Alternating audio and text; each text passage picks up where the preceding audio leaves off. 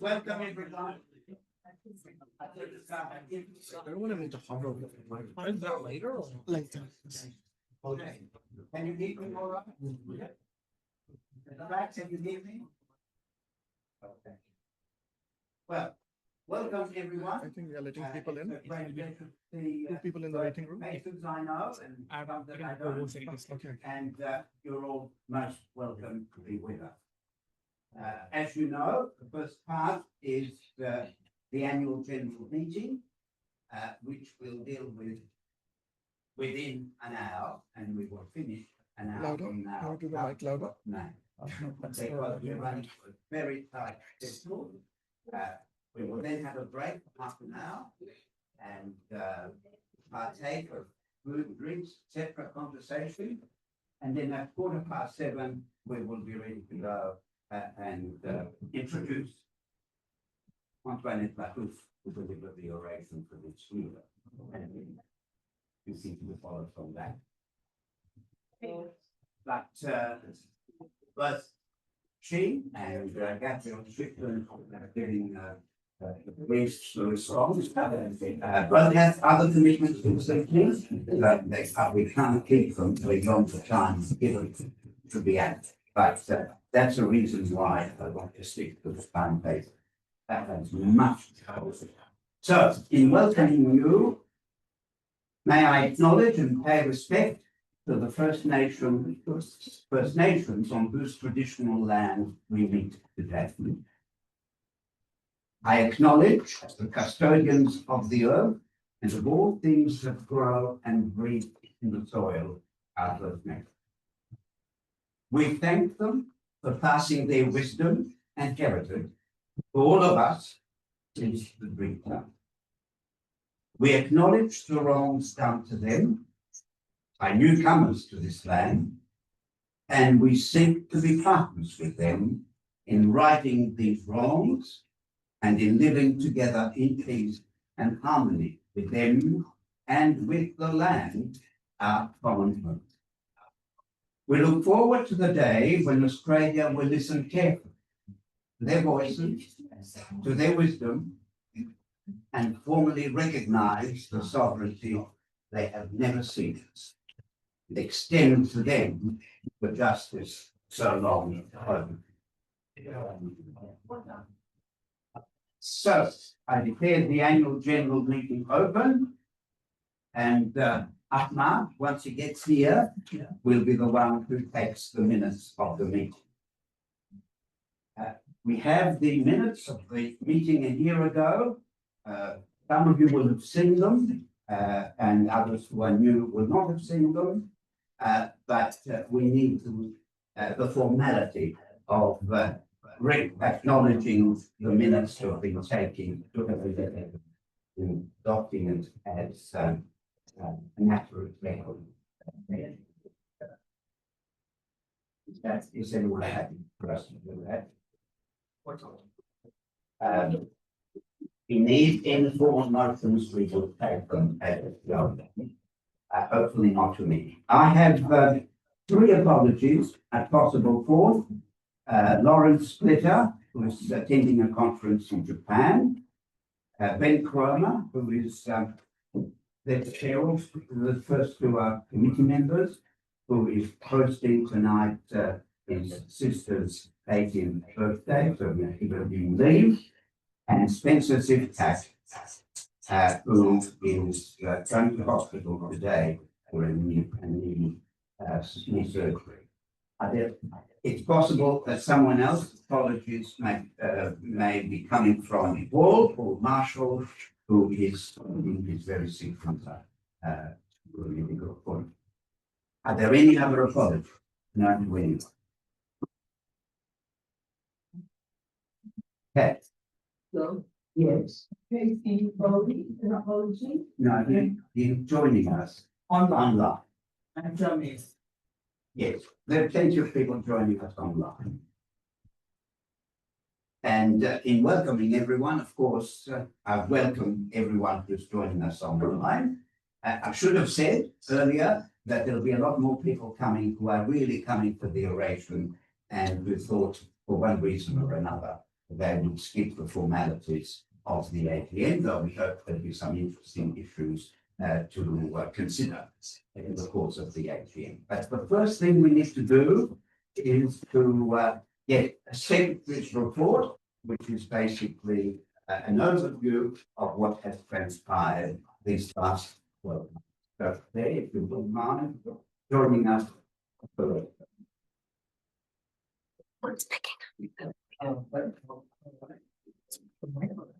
Essentially, what's happening is Sorry, Claire, can I briefly interrupt you just so we can pick up what you're on with it more clearly? Online for our.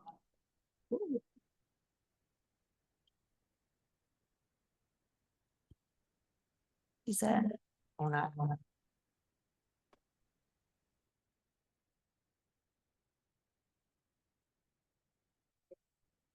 Someone come out online that audio is recording it.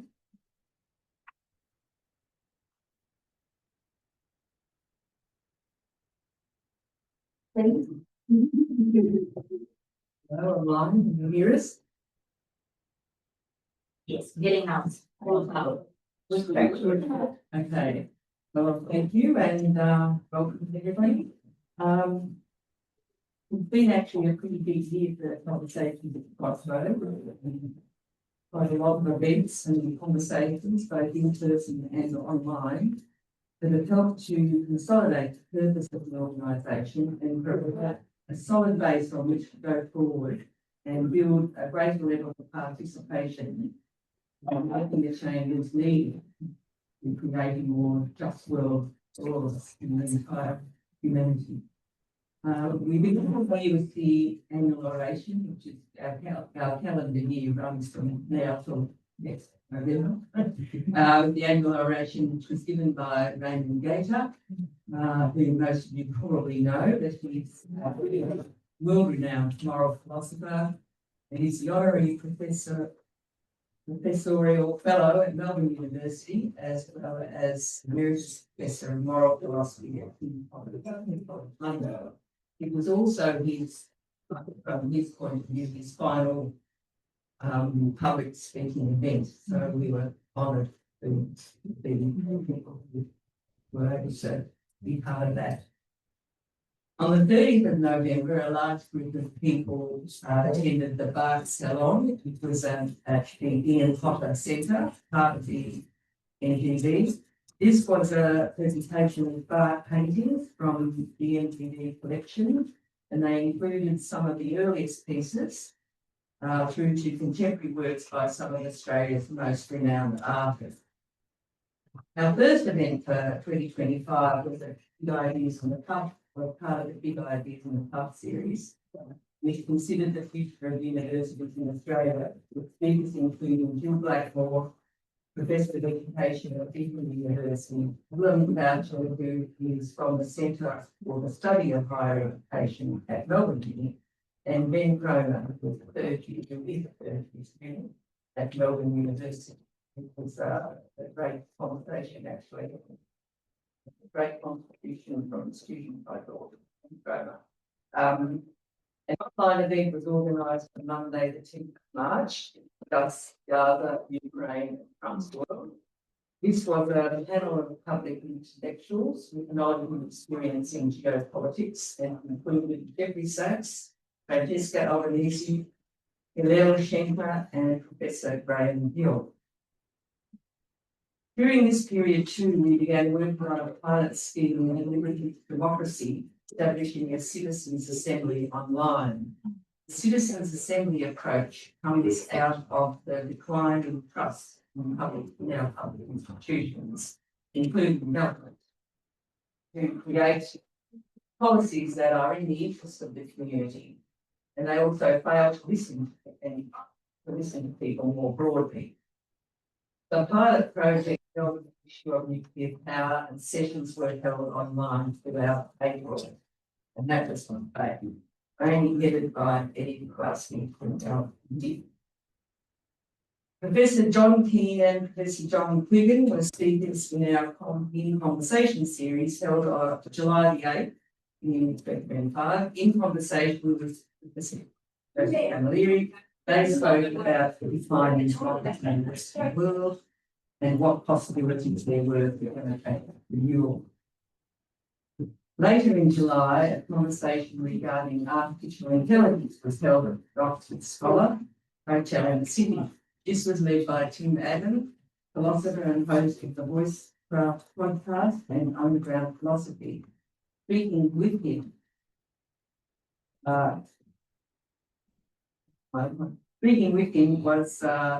was Matt Huberholz, an AI scientist who advisor with over 30 years of experience in the field.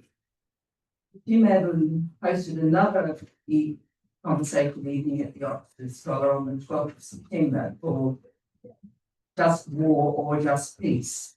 He was joined by Dr. Helen Durham, AO, humanitarian lawyer and the CEO of REFR Australia since July 2023.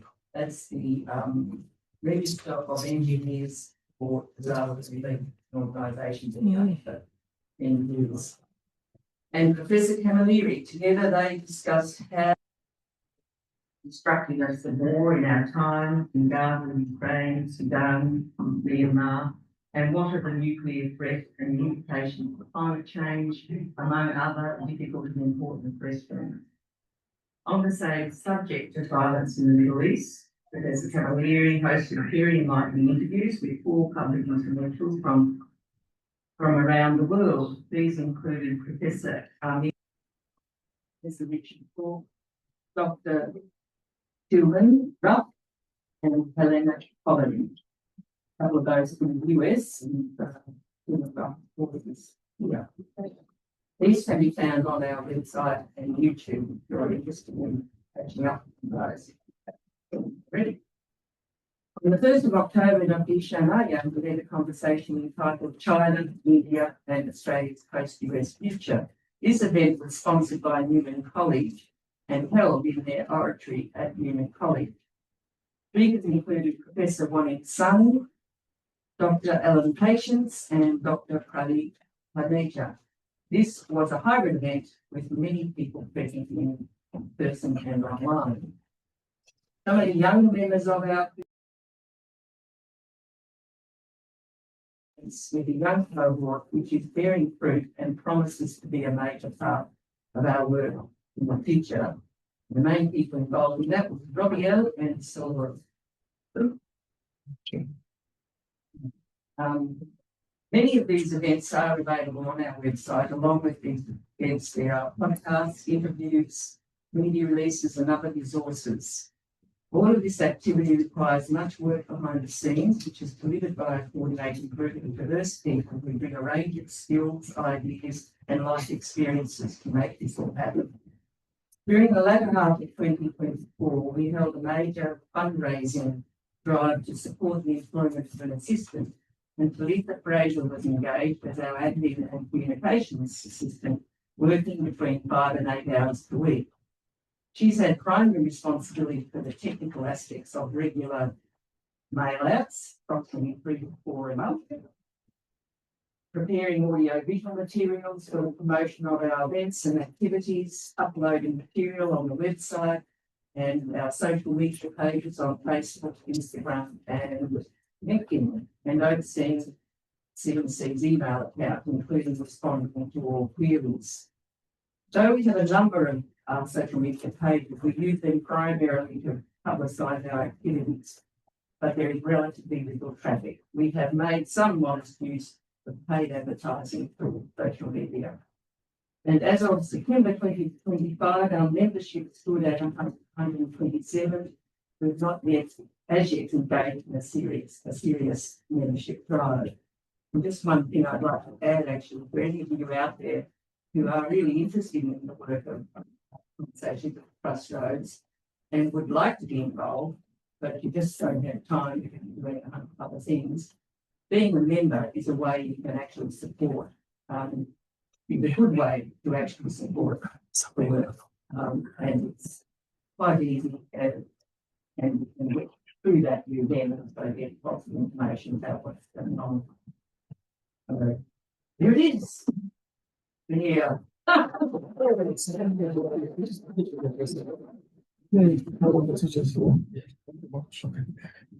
Any questions arising from the report?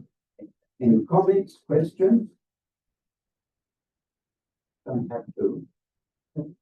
Okay, I think for the purposes of the minutes, we should formally adopt the report. Will someone move to that effect? Shoba Pumpkin? You taking this down now? Yeah. And Basil Basil. Okay. I want to know everyone's name, but I just happen to make a start there. All those in favour? Against? Carried. Now, if I'm not mistaken, I cannot see Rana here at the moment. Am I right? Yes, she's the acting treasurer. I'm going to pass over it for she's prepared the report, so I am expecting her. So we'll just move on and have the report when she arrives. Okay, so I now wanted to add, after those two reports, the second one is yet to be received, a little bit of, as a convener, looking back, but mainly looking ahead. Fundamentally, our mission, and I should explain for those who are newcomers to Conversation at the Crossroads, this is our 5th birthday. We were launched in November 2000. And the mission, very straightforward, to raise the level of public conversation on the critical issues, national and international, that we presently confront. And to do it by whatever means, avenues, formats might be useful in that regard. As part of that, over the years, we've set ourselves, amongst other things, 3 priorities, all of which remain relatively undeveloped. First, to develop a national and international profile. Yes, we have a lot of people on our mailing list outside of Victoria, probably around 30–40% of the mailing list is outside, and probably at least 10 to 15% is international. But we haven't managed to do an awful lot with those people, except by way of them attending this or that event. And of course, for all of them, unless the event is online, well, they can't join, obviously. So that remains a very important priority, and we're hoping that we will be able to work constructively to form at least a couple of groups having a bit of a presence and doing their own thing. We've identified Canberra and Sydney as possible candidates, and we're beginning to make giving some thought to that possibility. We have had, not the last year, the year before, a very large meeting at Sydney University, in which we had 400 people in attendance with Bob Palm as the guest speaker, but we haven't really followed up and taken advantage of that interest. The second one is cultural diversity. Ensuring that the cultural diversity that is Australia is represented in the people who actively engage in the conversation, not just conversation at the Crossroads, but conversation for the major issue of our time. And that remains very much to do without the business. And thirdly, to engage a new and emerging generation. And that's not always very easy, but we have made start this year with the youth project, and hopefully we can build on that. But there are 2 other priorities that I think are looming, in which is, though we've done an awful lot, I think probably close to 50 events over those 5 years, we have tended to look at issues more or less one at a time, make some connections, but not enough.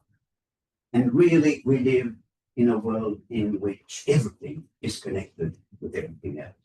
So we need to connect much more, and that is certainly on how to do this, and we need to connect groups. If we observe the scene in Australia, as in other parts of the Western world, people are beavering away on climate change. Others are beavering away on refugee rights. Others are beavering away on issues of security. But they don't make a practice of being closely in touch with each other and understanding the need for what to do. Exceptions, of course, but nowhere near enough. Maybe we can make that. And the other thing is to decentralize. Too much revolves around the initiative of the committee, which we will continue the meeting with the electors, but we need to do more to decentralize liberty in the year ahead and beyond. So, just to let you know of a couple of things. Oh, yes, of course. Maybe the microphone, but can you hear me better? Yes. And if the voice goes down, please remind me. Thank you. So there are a few things that are very straightforward, which will continue from this year. We already have plans for at least 3 big ideas in the pub events, probably a couple of months apart, beginning late February, early March of next year. And then the series that Eshan has been involved with, we have in mind at least 2 events in conversation with, which would be make attendance possible both online and person. In addition, we are thinking of establishing small conversation groups around particular topics, to be chosen by the people who are in the group, not by us. Some could be online, some could be in person. And we're even thinking of the possibility of getting 1 or 2 book clubs, but books that are addressing pressing issues of our time, not necessarily a fascinating little story, unless it does raise important issues.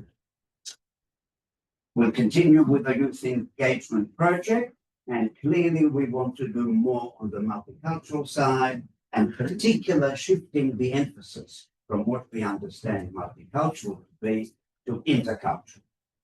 Intercultural, that is to say, real exchange between our different communities, ethnic interests, so on, with a view to learning much more of each other's views, positions, aspirations, and the like. And the biggest one, probably, given the kind of energy that has been generated, will be on the question of democratic renewal.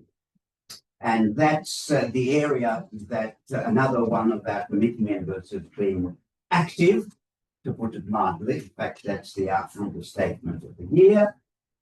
He has put, I think, the good part of the last 10 years working on this well before the creation of Conversation at the Crossroads. And he's been beavering away even since we had the Citizen Assembly last year to think in bigger ways about what might be possible in Australia and internationally. And because of the importance and the work that's already been done, I thought it would be good to hear from Eddie at least for a few minutes, please.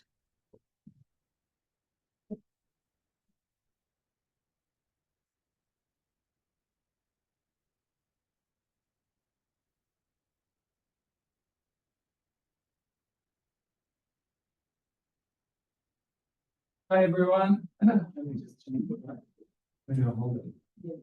Hi everyone. I'm going to zip through. I've got too many slides for the time that I have allocated, so forgive me for this pace, but we can always reconvene and talk more about all this. So, democratic renewal, why we need it? Well, democracy is in decline globally. So, over the past 10, 15 years, we've seen a backward slide of about 35 years of progress being wiped out. and autocracy is replacing a lot of the democracies around the world. In 2022, 72% of the world's population lived in one autocracy or another. And obviously that figure is increasing. And we're seeing what's happening in the US and so forth. And so it's, a critical institution and a critical way of organizing and making decisions collectively. We either fix it or we lose it. So it's potentially then no surprise that in Australia we are seeing that state capture is more and more evident to the majority of Australians. Only 1 in 5 think politicians are acting in the public interest, and only 1 in 4 think that the government puts the public before vested interests. And frustration that has been building for many years is now being converted into support for the far-right groups around the world. So in Europe, we're now seeing more support for the far right than we did in the 1930s. This suggests that representative democracy does not equal democracy. So we need to shore up the way that the institutions operate and create vehicles that allow citizens to play a more active role and ensure that the decisions that governments make are in alignment with those of their citizenry. As it currently stands, there are no active listening programs in Australia, no formal participatory processes for engaging the public on policy choices exist, outside of elections and the infrequent referendums that are called. This isn't really good enough. I mean, we can bank online, so there is absolutely no excuse as to why we may not be able to express our preferences in ways that allow us to participate much more frequently. And using digital tools would mean bringing down those costs, because obviously referendums, the way that they're currently conducted, to the tune of about 350 million a pop, is not something that can be scaled. An absolutely amazing book. Joe mentioned some books. I'll just briefly touch on one. Next slide. This is Can we go next slide? Can you go to the next slide? Fine. Yeah. This amazing book came out about a month ago, and it's by Luke Kemp from the University of Cambridge. And he traces humanity's history. And really, I want to just stress that what we're talking about tackling here has not really been tackled ever properly since we've had agriculture. What's changed is that we now have the internet, and we have ways in which we can connect using digital tools. And so it's an opportunity to potentially do what was not possible before. Now, just briefly, you can look up his book and so forth. I think it's absolutely amazing. But to quote him, today, people find it easier to imagine that we can build intelligence on silicon than we can do democracy at scale, or that we can escape arms races. It's complete bullshit. Of course, we can do democracy at scale. We're a naturally social, altruistic, democratic species, and we have an anti-dominance intuition. This is actually what we're built for. That touches upon, that whole anti-dominance, the whole history that he outlaid in his book around how humanity lived on the savannah as hunter-gatherers with a very well-functioning anti-dominance cultural practices that ensured and maintained a very democratic way of making decisions. We've lost that since then, so it's about recapturing that. Key to that is the group, that is everyone in the group, to actually hold those who dominate the institutions to account. And we've got examples that this can happen and it can actually work really, really well. Taiwan, over the past 10 years, piloted and pioneered a number of new digital tools to allow its citizenry to play a more active role in democracy. And they've seen trust in government increase from about 10% to about 80% over a 5-7 year period. We also know that Switzerland is very active in allowing its citizenry to participate regularly through the referendums that are allowed every quarter, that allows citizens to decide 20, 30, maybe 20 or 30 legally binding decisions. Any citizen in Switzerland can, if they don't like what the government's doing, create a petition that opposes whatever the government has done. If 50,000 people agree that that is an important decision to review, it all goes into the next borders referendum. So, and then the populace receives a booklet with the information and can then cast its vote specifically to that particular decision. So these are just some ideas and why it's important for us to convene a little bit of an international advisory board to look at all of these things, and to Joe's point earlier on helping to coordinate, to also bring together researchers, practitioners, no matter where they are in the world, as well as philanthropic foundations, try and look at these issues, create a little bit of a forward plan, and look to working and tying together the various organizations around the world, making contributions in these spaces, but not necessarily having the support of each other. It will also have, staged sort of intervention plans, short, medium, and long term, with various intervention pillars around information and transparency as a key pillar, education, and then, what I mentioned a little bit in this presentation, civic participation. So that's all from me. Other than a final statement, which is that we need to find philanthropic ways of building the interventions governments are failing to build. So that's me. Thanks.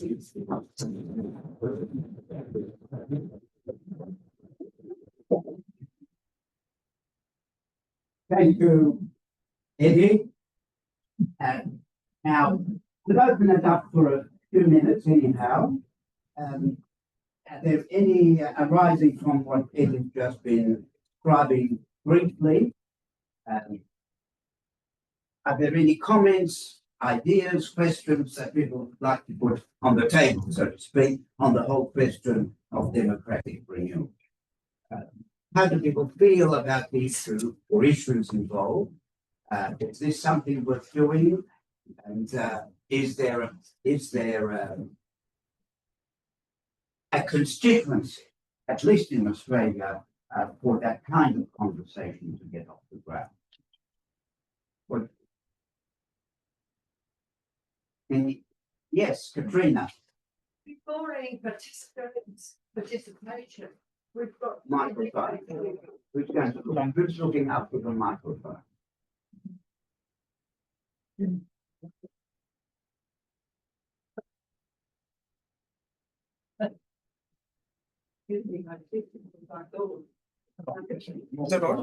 should long press the microphone. that participation, we would need a lot more education, because a lot of the people wouldn't even go online to participate. The stage we're at. I'm glad you've raised that point. In fact, that's something we need to handle.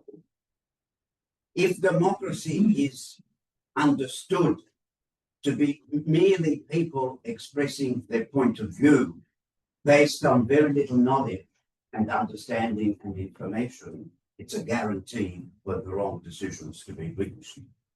So democracy is inseparable, and I'm reinforcing Katrina's point, from education. In fact, one of the fathers of contemporary liberal democracy, John Stuart Mill, made education absolutely a precondition for effective democracy. And education is not numeracy or literacy. Education for democracy. What's democracy? What's it for?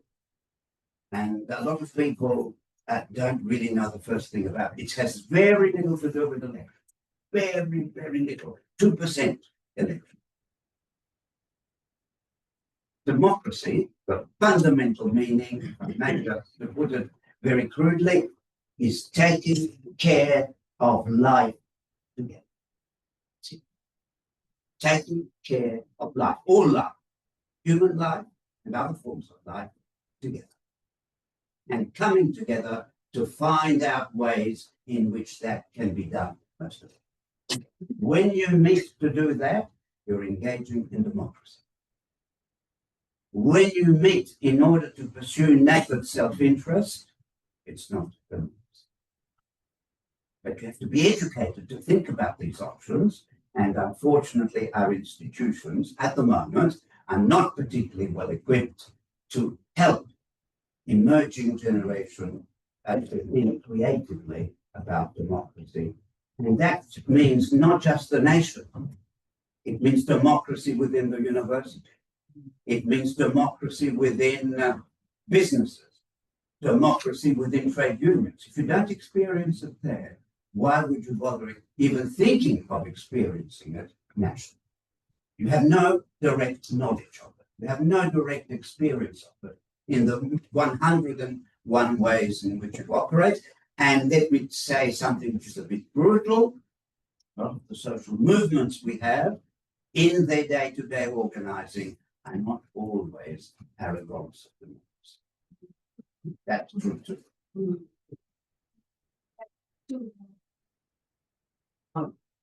Yes, I want to raise a few things. One is what we have to do is get people to meet face to face. Right? I think the digital technology is very useful, but I think it's also very limited. And I think what needs to be done is to make organizations transparent. A lot of things that I had been particularly since neoliberalism came on this scene has been very secretive decisions. The public is basically excluded for decision making and so on. And I think there's a huge potential to be able to do that. You just have to kind of get people organized. It was something that some of us are familiar with, particularly during the Vietnam War and the anti-nuclear movement. Thank you. Very useful and thoughtful observation. Anyone else? Yes, Justin. I am reminded a little bit, though, of the statement of the distinction between the systems of government in Russia and China and that in the US and Australia. In Russia and China, the state controls the oligarchs. In the US and Australia, of course, it's the other way around. And the question of how one removes, it's all very well talking about direct means of participation, but when the playing field itself is so shaped by existing structures of money and power, it's very easy to then see how movements can become astroturf, or where the voices that are spoken can get, whistling away on the wind, as one sees with social media owned by tech barons.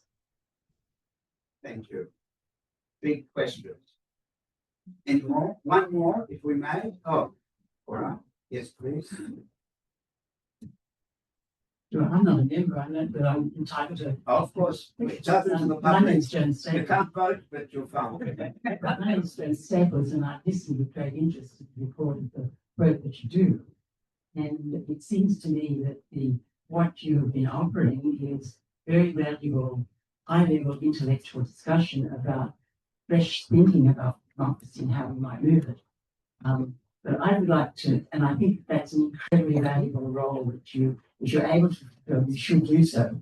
But I felt compelled to mention that there's an organisation called the Australian Democracy Network, which I've been involved with, which is made up of a very wide range of non-government organisations who come together to defend our democracy now. And they have three parts. One is that they are actually being reactive to current actions of government and mobilising people when governments are doing this.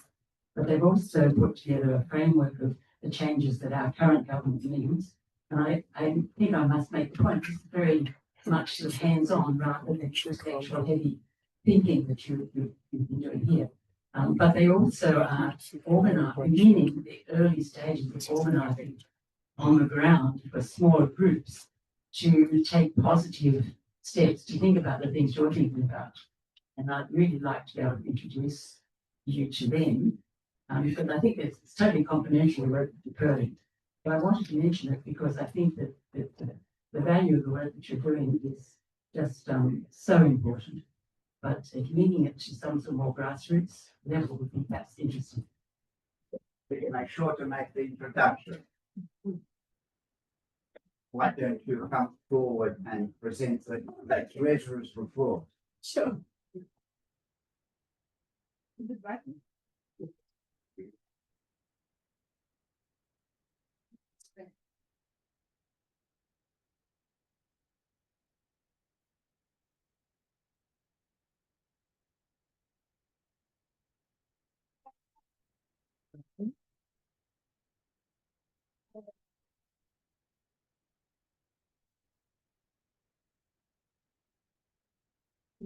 Got it on your email, Joe.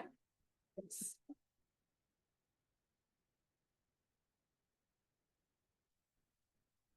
excuse me for a minute.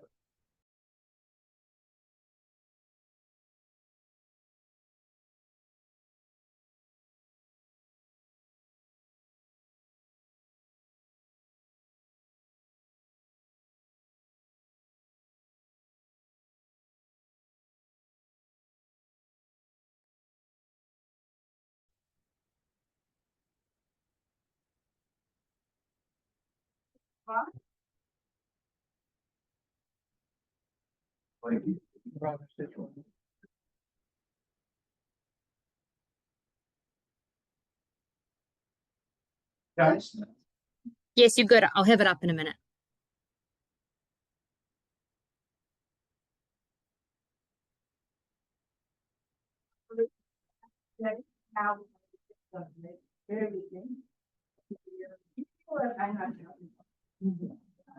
That's the part that is making it exciting, the financial is nobody will right.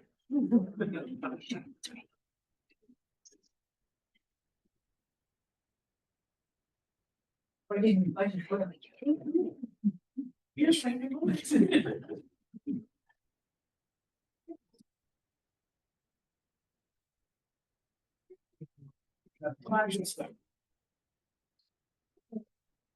I specifically put on 5 years of the board since 2021 that we officially became incorporated association and we opened a bank account.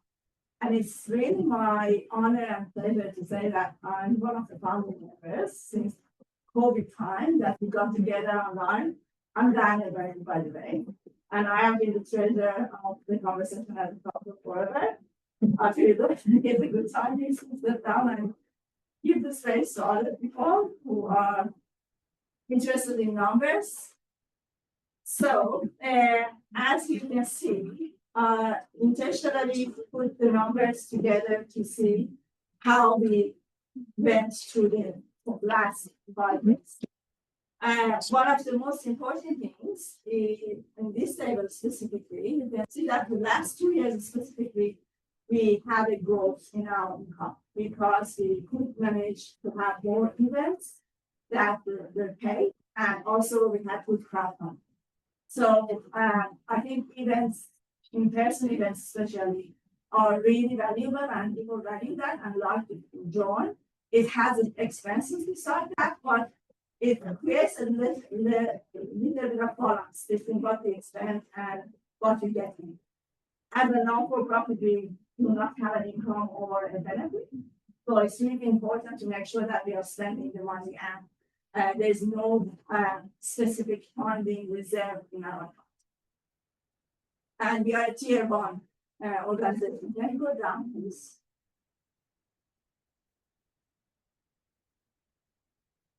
Yes, we said. So the last 2 years, we specifically had a little bit of more expenditure on the general expenditure that we have on our website and on online things, which is the staffing, and we have seen the necessity to have one staff member to support us in admin jobs. So we did that. If you go a little bit down, and I really wanted, this year we had 613 deficits that we actually spent more than what we had in the account. But in fact, it doesn't mean that the account is empty. The account still has $12,000 and it's going to have the revenue of this event as well, very soon coming in. one important thing I wanted to show you is that the year that we had crowdfundings, the $10,000 year and the first year are the years that we completed our deficit with crowdfunding. So it really means when people get together, they will share knowledge, but they also share their resources. So we need people to move together in addition to sharing these resources as well. And I think my advice to the coming board is that we need a crowdfunding this year. And I'm happy to answer any Questions? Question, repeat. Hold on. I was harsh on everybody. But really appreciate all the collaboration and all the volunteer. It's really valuable, and I really hope we get that primary 2% that we talked once upon a time, and we need to get that 2%. Is it 2 million? 2 million people. Let's do that.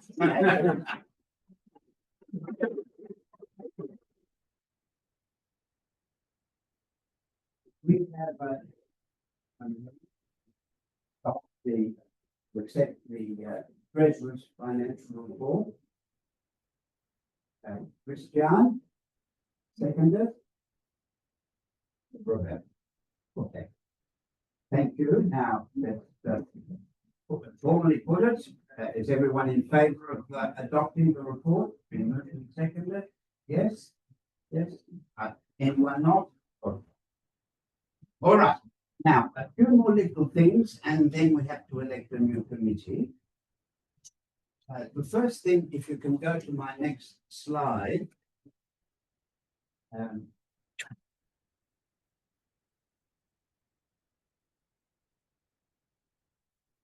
No, earlier. Stop. Next. I've dealt with all that. Stop. Thank you. Okay, so amongst the plans that to try and develop partnerships with other groups and organizations together wherever possible. More extensive use of online, develop membership, which we've never really had a membership drive. And we do it through Patreon, the Patreon platform. The standard membership is a token $2 a month. But this group have solid membership base for various reasons. Now, on the funding side, which Rana raised rightly with us, we are now committed to establishing a pledge scheme.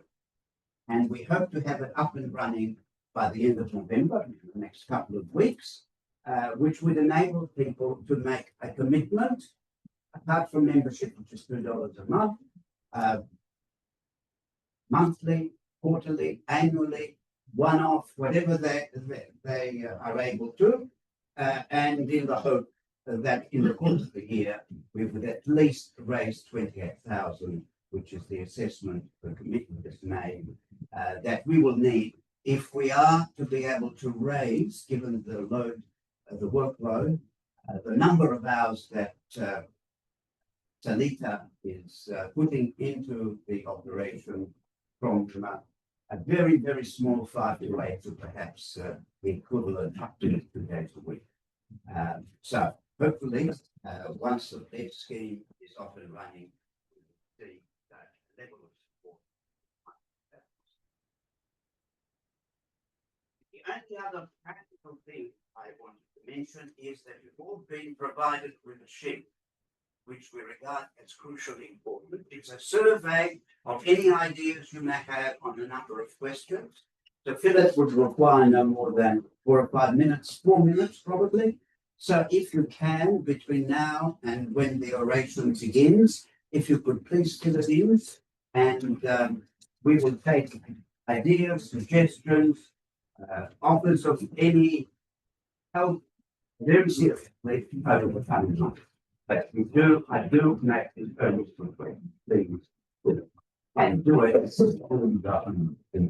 otherwise it's very difficult to security from the neighbor. So please do. And if we haven't got one, People are saying the microphone's on. okay. Now, I said we need to finish by 1:45. We have 10 minutes in which to elect a new coordinating committee. So what you will see in a minute, the next one.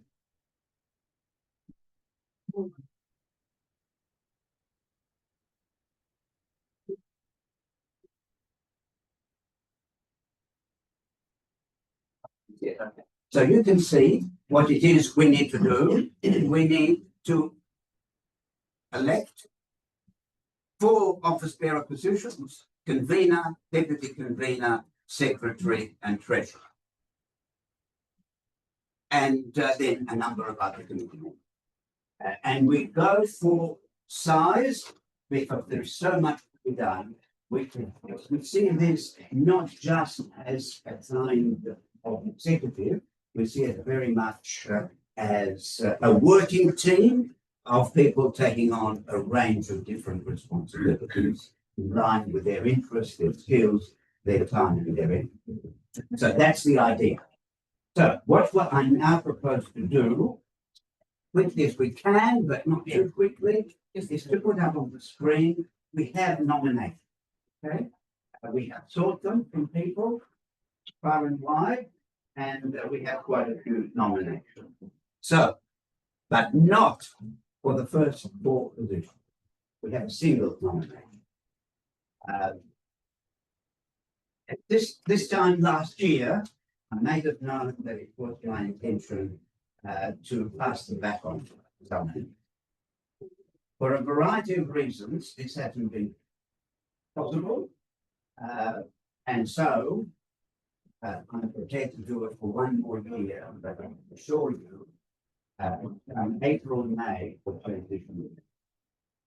I really do not wish to continue with this course. We continue to support the work of conversation with Crossroads, but not in my position as convener for track and held for the last 5 years.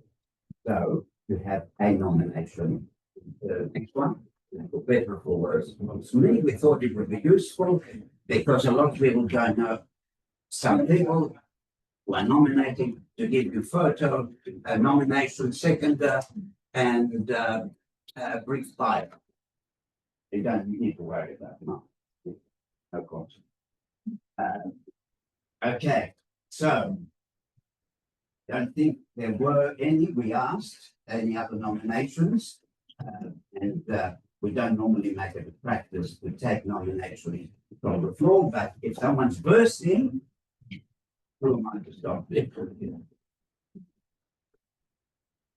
Well, it's been moved and seconded, you can see, and I'll put it to the vote. And for this, we need members to vote. All those in favour? Against? Okay. Second, next, is Emily, who is the current deputy convener and has been throughout the time that she's been in conversation at the Crossroads, absolutely indispensable in so many different ways, including social media, marketing, etc., and many other things. So she has been nominated. As you can see, I have nominated her. Eshan has seconded for her to be the deputy convener, the position she has held last year as well. But this she was. Yep. May I move it? All those in favour? Again. Okay. The next one is you saw her deliver the secretary's report, Claire Woods. Now, Claire has not been the secretary. In fact, she has kindly taken on to be acting secretary in the last few months, and which she's done wonderfully. We have, in fact, let me tell you, we had a bit of an unfortunate experience on the committee in the first few months. of this year, we lost 5 people within 3 months. One passed away, the other one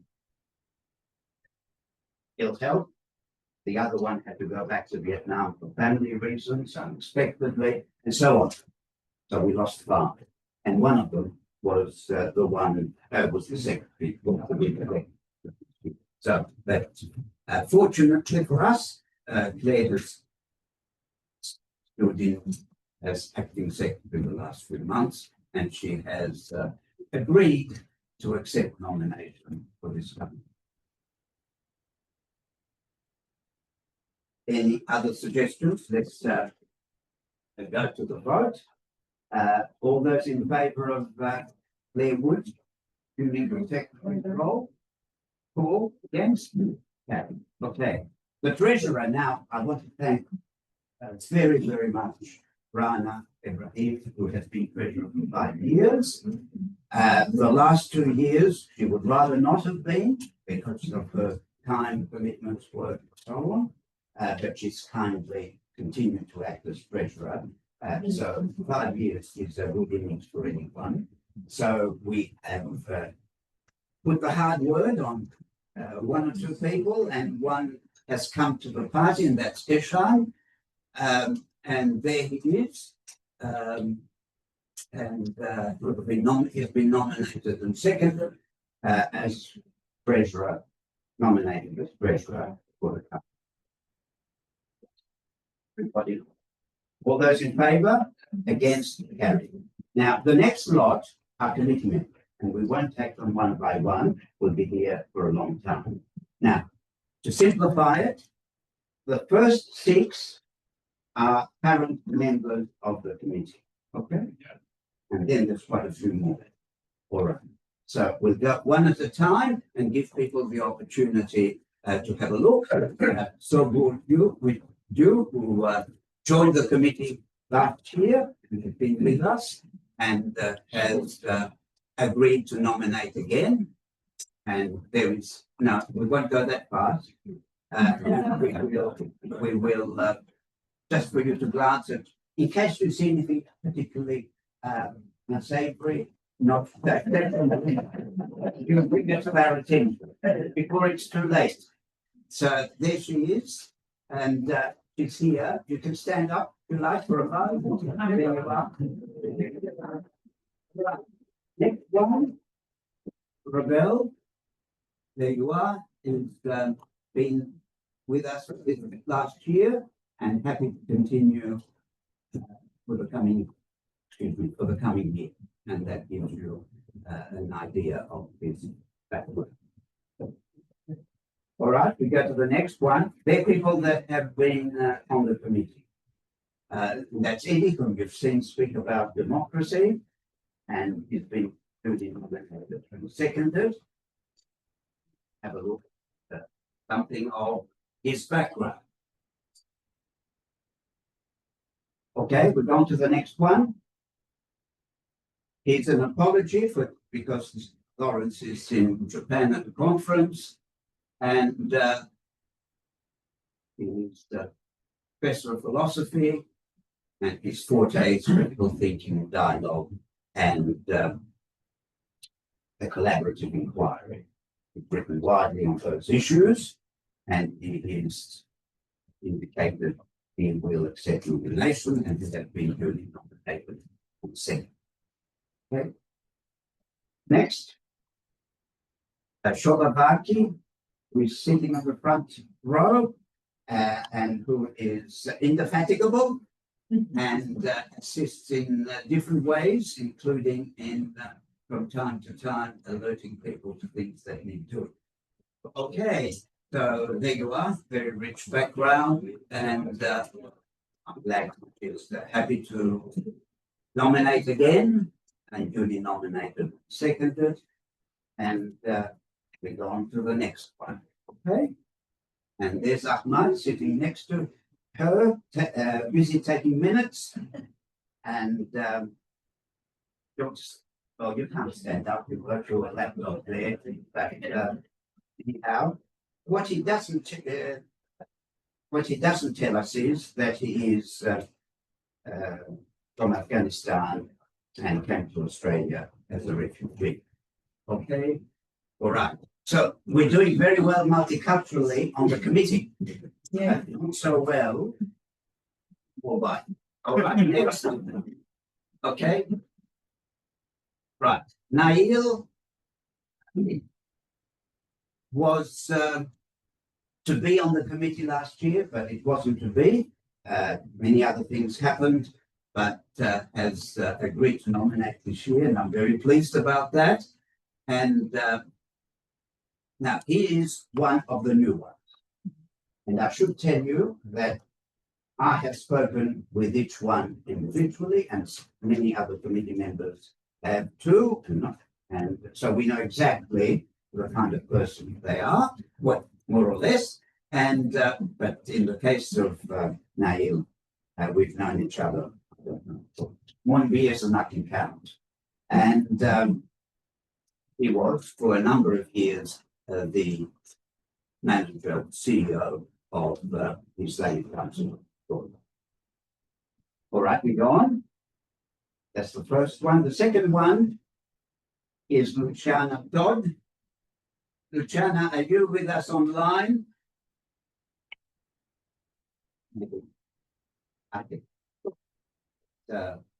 Anyhow, she's organising a 2-day conference beginning tomorrow morning, which I'm attending in Canberra, but she said she would try and take time to attend at least the AGM.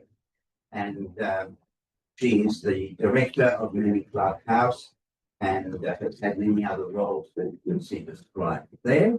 And she has kindly agreed to join the meeting. She's with us online.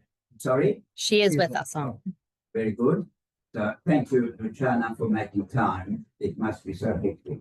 All right. Now, the next one is Paul Marshall, who's at the back.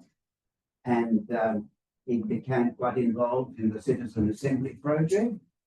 And there you have a description of his interests and engagements in many parts of the world, and more recently back in Australia.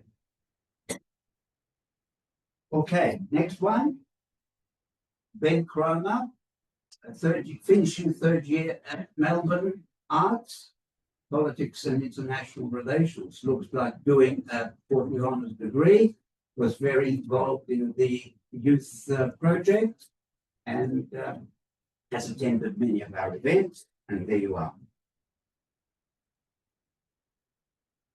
Next one is Will Abdo. He's here somewhere. There he is.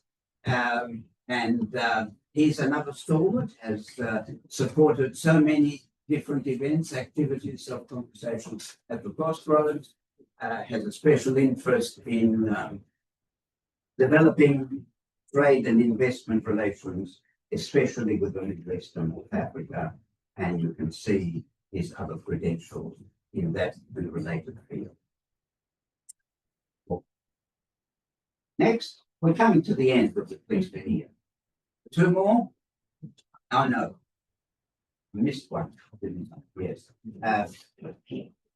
Jamel Kawatin, I think she too is joining us online, and she is very actively engaged in cultural education in collaboration with Indigenous communities and cross-cultural leadership. And heard what I said about the needs to develop that area, and certainly that we keep that in mind in nominating both. Very enterprising woman.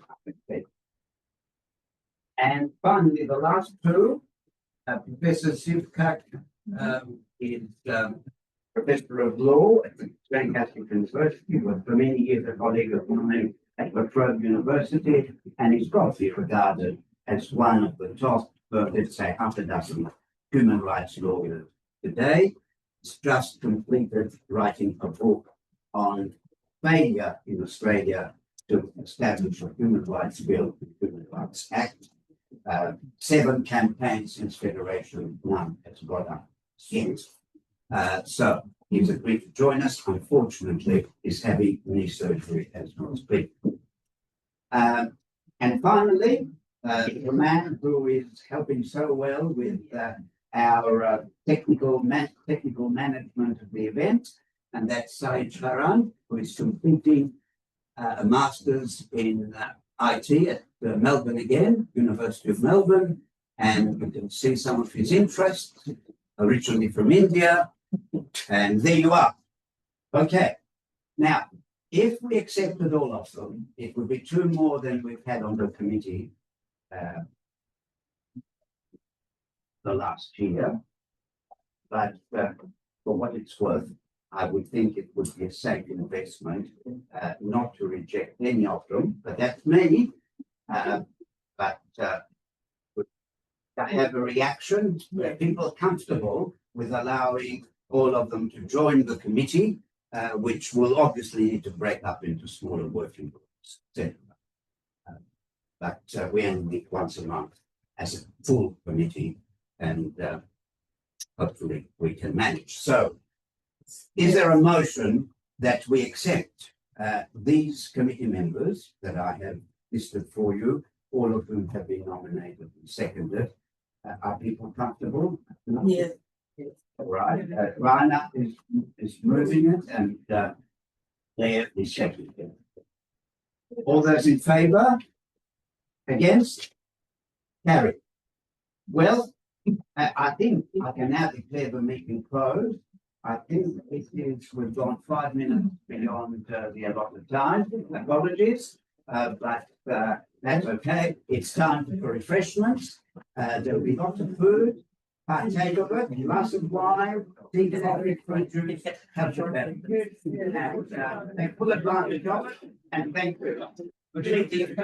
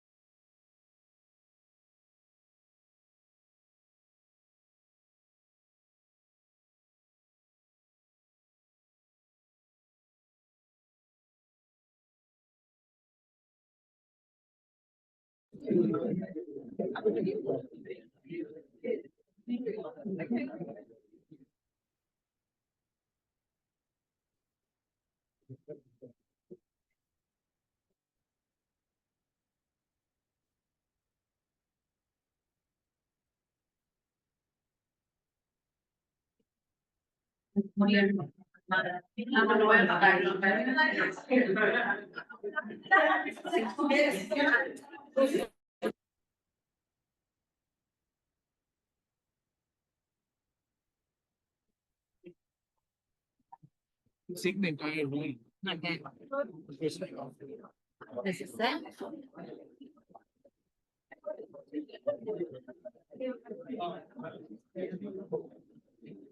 Did they get my?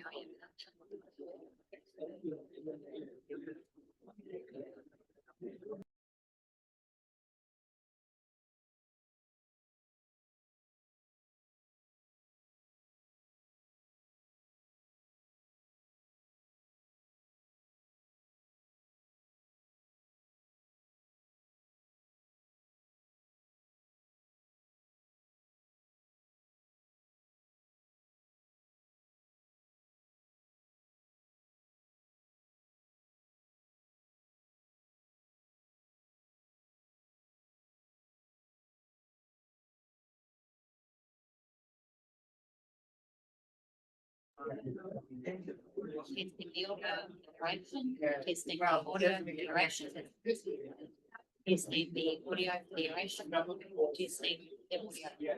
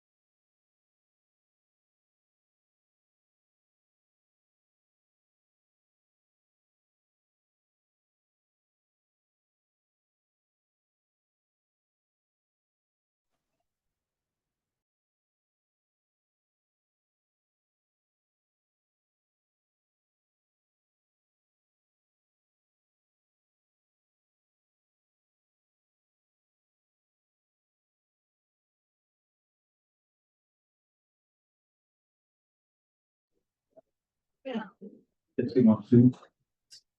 Testing on two. Yeah, testing on two.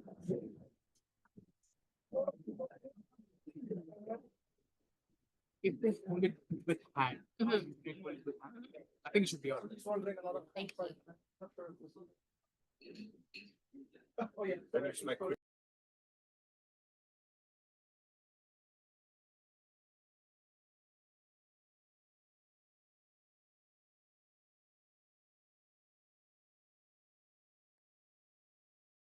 That's for the patients, for the people online, they're just checking the audio in the room. Make sure I'm picking up the admin with them.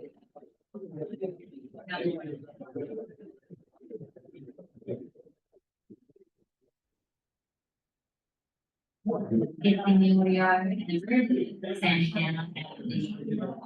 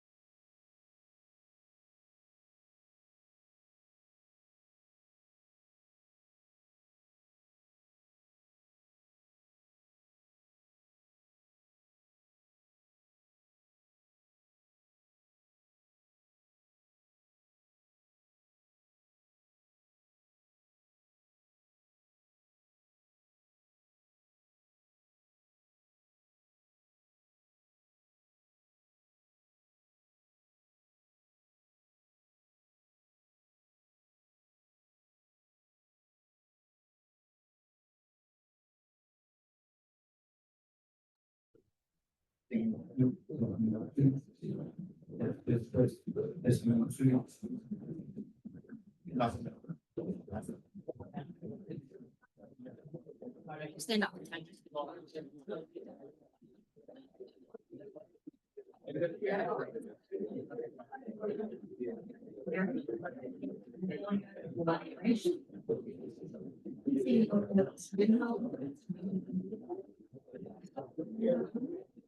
Left hand mic facing the audio.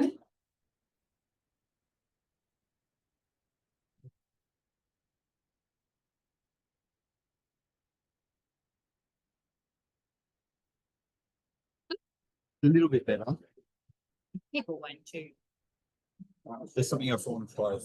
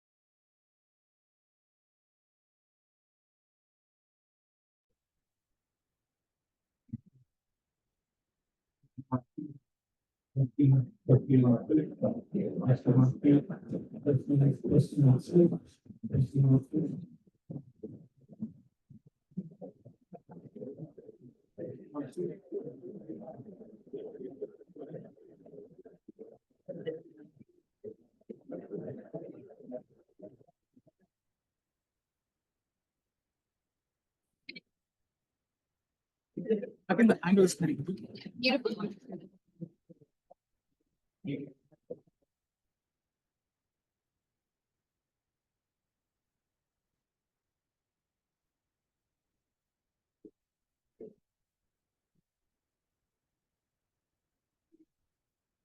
If we try to change it to echo.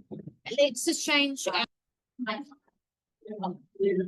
Oh, you just changed it to the hour. Testing 1, 2.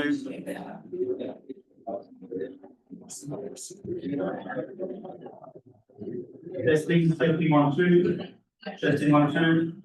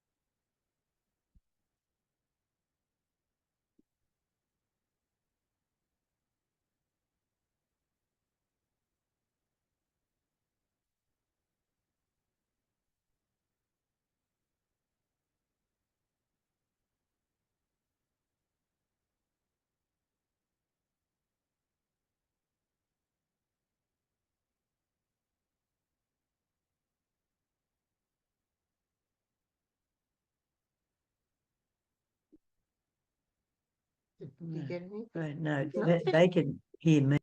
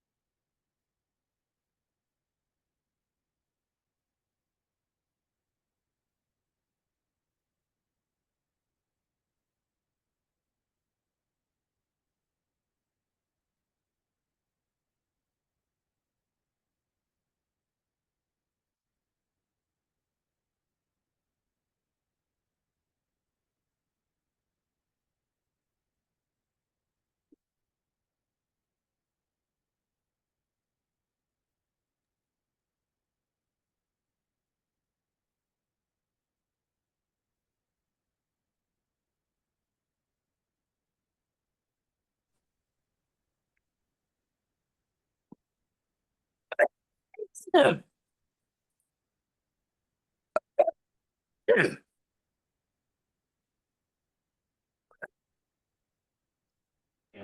Gabriel?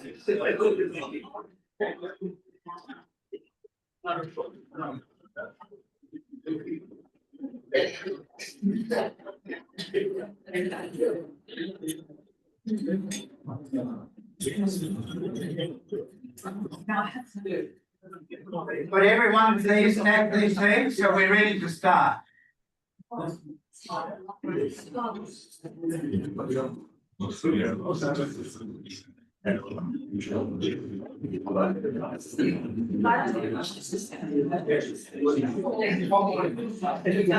We're now going to the annual oration proper, which is the meeting part of the evening. This is our third annual oration, and we're delighted to have Antoinette Ladouf, whom I'll introduce in a moment, with us. And slight innovation this year, little innovation this year, but we're very pleased to have someone offering a response, and that will be Gabriel Shipton, whom I introduce later. Now, let me tell you a word or two, if I may, about Antoinette, though she probably doesn't need introduction, or much introduction to the people assembled in this place. Antoinette Ladouf is a journalist, author, broadcaster, columnist, TED speaker, charity co-founder, mental health ambassador, and human rights advocate. And as we all know, recently she successfully sued the ABC.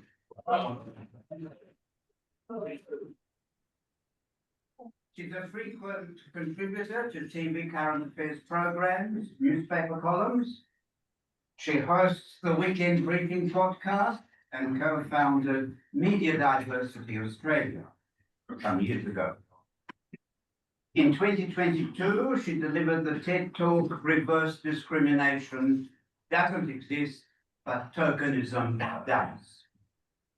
Last year, she received the Liberty Victoria Human Rights Medal and the New South Wales Council of Civil Liberties Press Award for journalism.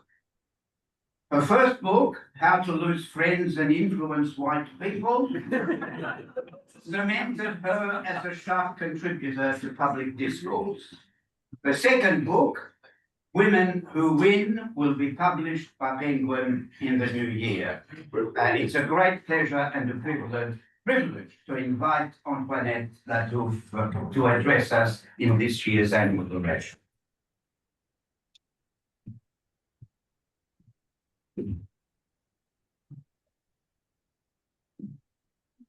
Thank you so much, Joseph, and thank you everyone for being here this evening. And to be honest, in these times, I find this to be a strange perch to stand on. To be praised or introduced warmly and handed a microphone at a time drenched in loss in the erosion of human rights and civil liberties. The contrast breaks. My own bruises sit aside the far greater suffering carried by some of the most marginalised people in this country and on the planet. Their grief is not a footnote to my story. It is the backdrop, the soundscape, the thing I measure myself against. Holding a platform inside an ecosystem that punishes people who defend human rights or punishes people who defend a free press is its own quiet torment. You keep asking, why me? Why now? And why does speaking truth still come with a price that most people would never agree to pay? But I paid for it anyway. Unlawfully fired, my character pulled apart, threatened, intimidated, resolve thinned, savings emptied, work evaporated. A tidy demonstration of how quickly a system could fold you up and file you under inconvenient, all while keeping a straight face. And yet walking through a machine built to silence me, built to draft my story for me, that does something peculiar to a person. Refusing the role assigned, refusing to dim my voice, refusing to leave power unnamed or unchallenged, creates its own shape. I didn't just come out triumphant. I came out determined, still standing, and still asking questions that make some rooms uncomfortable. And despite that, I cannot and will not ignore the heavier ache of watching the levers of power reward billionaires, punish vulnerable communities, and let governments chip away at civil liberties under the dusty banner of social cohesion and security. A banner that frays at the moment you look at it closely. So here I am, battered, not broken, worried, not frozen. I don't crave praise, and I don't crave being called brave. I want movement and solidarity. I want values that translate into action, and I want people to stop waiting for someone else to go first, then clapping once it feels safe. Change never arrives because applause reaches a polite volume. So here is where we travel next, and thank you for coming along with me this evening. Firstly, I will address the assault on public broadcasters here and in the UK. That includes my own case against the ABC and the slow unravelling now plaguing the BBC. And what it means when institutions meant to serve the public are weakened, hollowed and bent out of shape. They don't collapse overnight, they wither quietly when their watchdogs lose their teeth. Second, the pressure closing in on journalism, well, another pressure closing in on journalism. AI's quiet creep into the information bloodstream. I'll look at the dominance of social media giants whose reach far exceeds responsibility. And the way truth is drowned out, not by one line, but by a flood of noise. This too has implications for human rights. And thirdly, I will outline the possible way forward, the glimmers, some surprising wins, the rise of independent media that refuses to be cowed. So as we all know, democracy only stands when people have the information to hold power to account. And a free press is not a luxury, it is the spine that keeps everything else upright. Which is why strong, well-funded and genuinely independent public broadcaster is one of the best safeguards we have for human rights and civil liberties. At least that's what it should be. Instead, much to people's dismay and much to my heartbreak, the ABC has drifted into something far smaller and far more timid.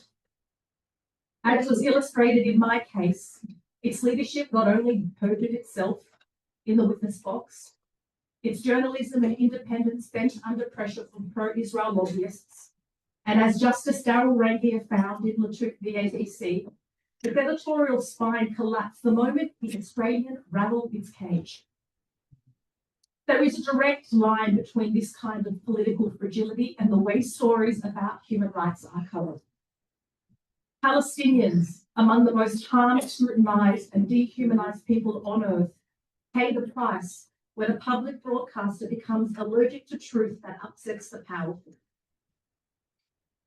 Trust erodes amongst those watching and even amongst those telling the stories. And this erosion only intensifies when the violence unfolding, it's not abstract, it's not theoretical, it is being live streamed via our social media. It has been every day for the past 2 years. And we saw how serious this has become when Human Rights Watch, one of the most respected human rights watch organisations in the world, from their New York head office, issued a global press release after I was fired by the ABC, urging journalists not to be afraid of sharing its findings during this ongoing live stream genocide. The fact that the ABC fired me for sharing a Human Rights Watch post with factual information about starvation as being used as a weapon of war was a warning sign about where we now stand when human rights violations unfold in plain sight and what happens when a public broadcaster shrinks from its own mission. And this sits in a much bigger global pattern. The erosion of press freedom and human rights in tandem as the wealth gap widens and tech moguls get more power and authoritarianism pollutes democratic states. These actions threaten press freedom and human rights, creating an environment of fear, silence and criticism, which can allow political power to operate without scrutiny. But this climate did not form in isolation. It sits on top of years of orchestrated political attacks from Murdoch media. It sits on top of Scott Morrison's captain's pick of former ABC chair Ita Buttress. It sits on top of more than $500 million drained from the ABC between 2012 and 2022 under successive coalition governments. At least in that period, 700 jobs were lost.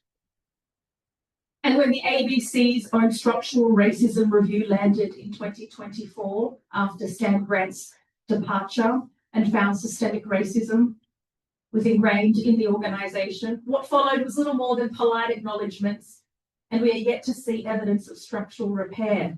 In fact, remember, it was the ABC's lawyers who submitted the argument just this year that the onus of proof in court was on me to prove that the Arab, Middle Eastern or Lebanese race exists. It was an argument that they later withdrew, but the damage was done.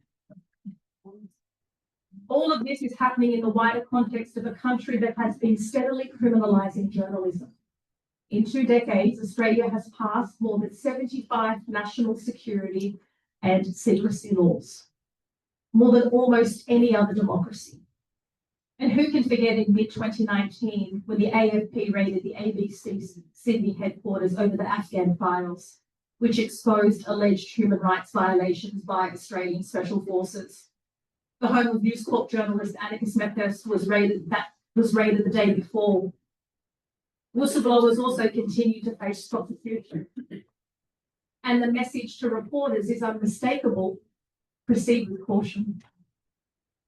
So when more than 300 journalists Australian journalists signed a petition calling for fairer and more ethical reporting of Gaza. This was in late 2023, almost exactly 2 years ago. The reaction from editorial leaders should not have been surprising, although it still shocked us. I was one of the signatories. Before I tell you what the fallout and the reaction was, let me talk through exactly what was asked for. The petition asked for what we saw as basic journalism. 1, adhere to truth over both sidesism.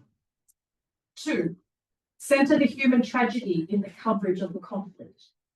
3, apply as much professional skepticism when prioritising or relying on uncorroborated Israeli government and military sources to shape coverage as is applied to Hamas. 4, give adequate coverage to credible allegations of war crimes, genocide, ethnic cleansing, and apartheid. And don't avoid using the word Palestine where appropriate.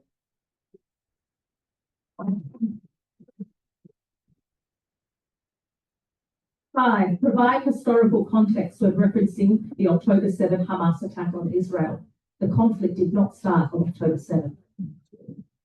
Provide full and fair coverage of Australia's growing anti-war movement, including the large weekly protests in capital cities. 7, be transparent about journalists who have been on all expenses paid trips to Israel organised by pro-Israeli government groups.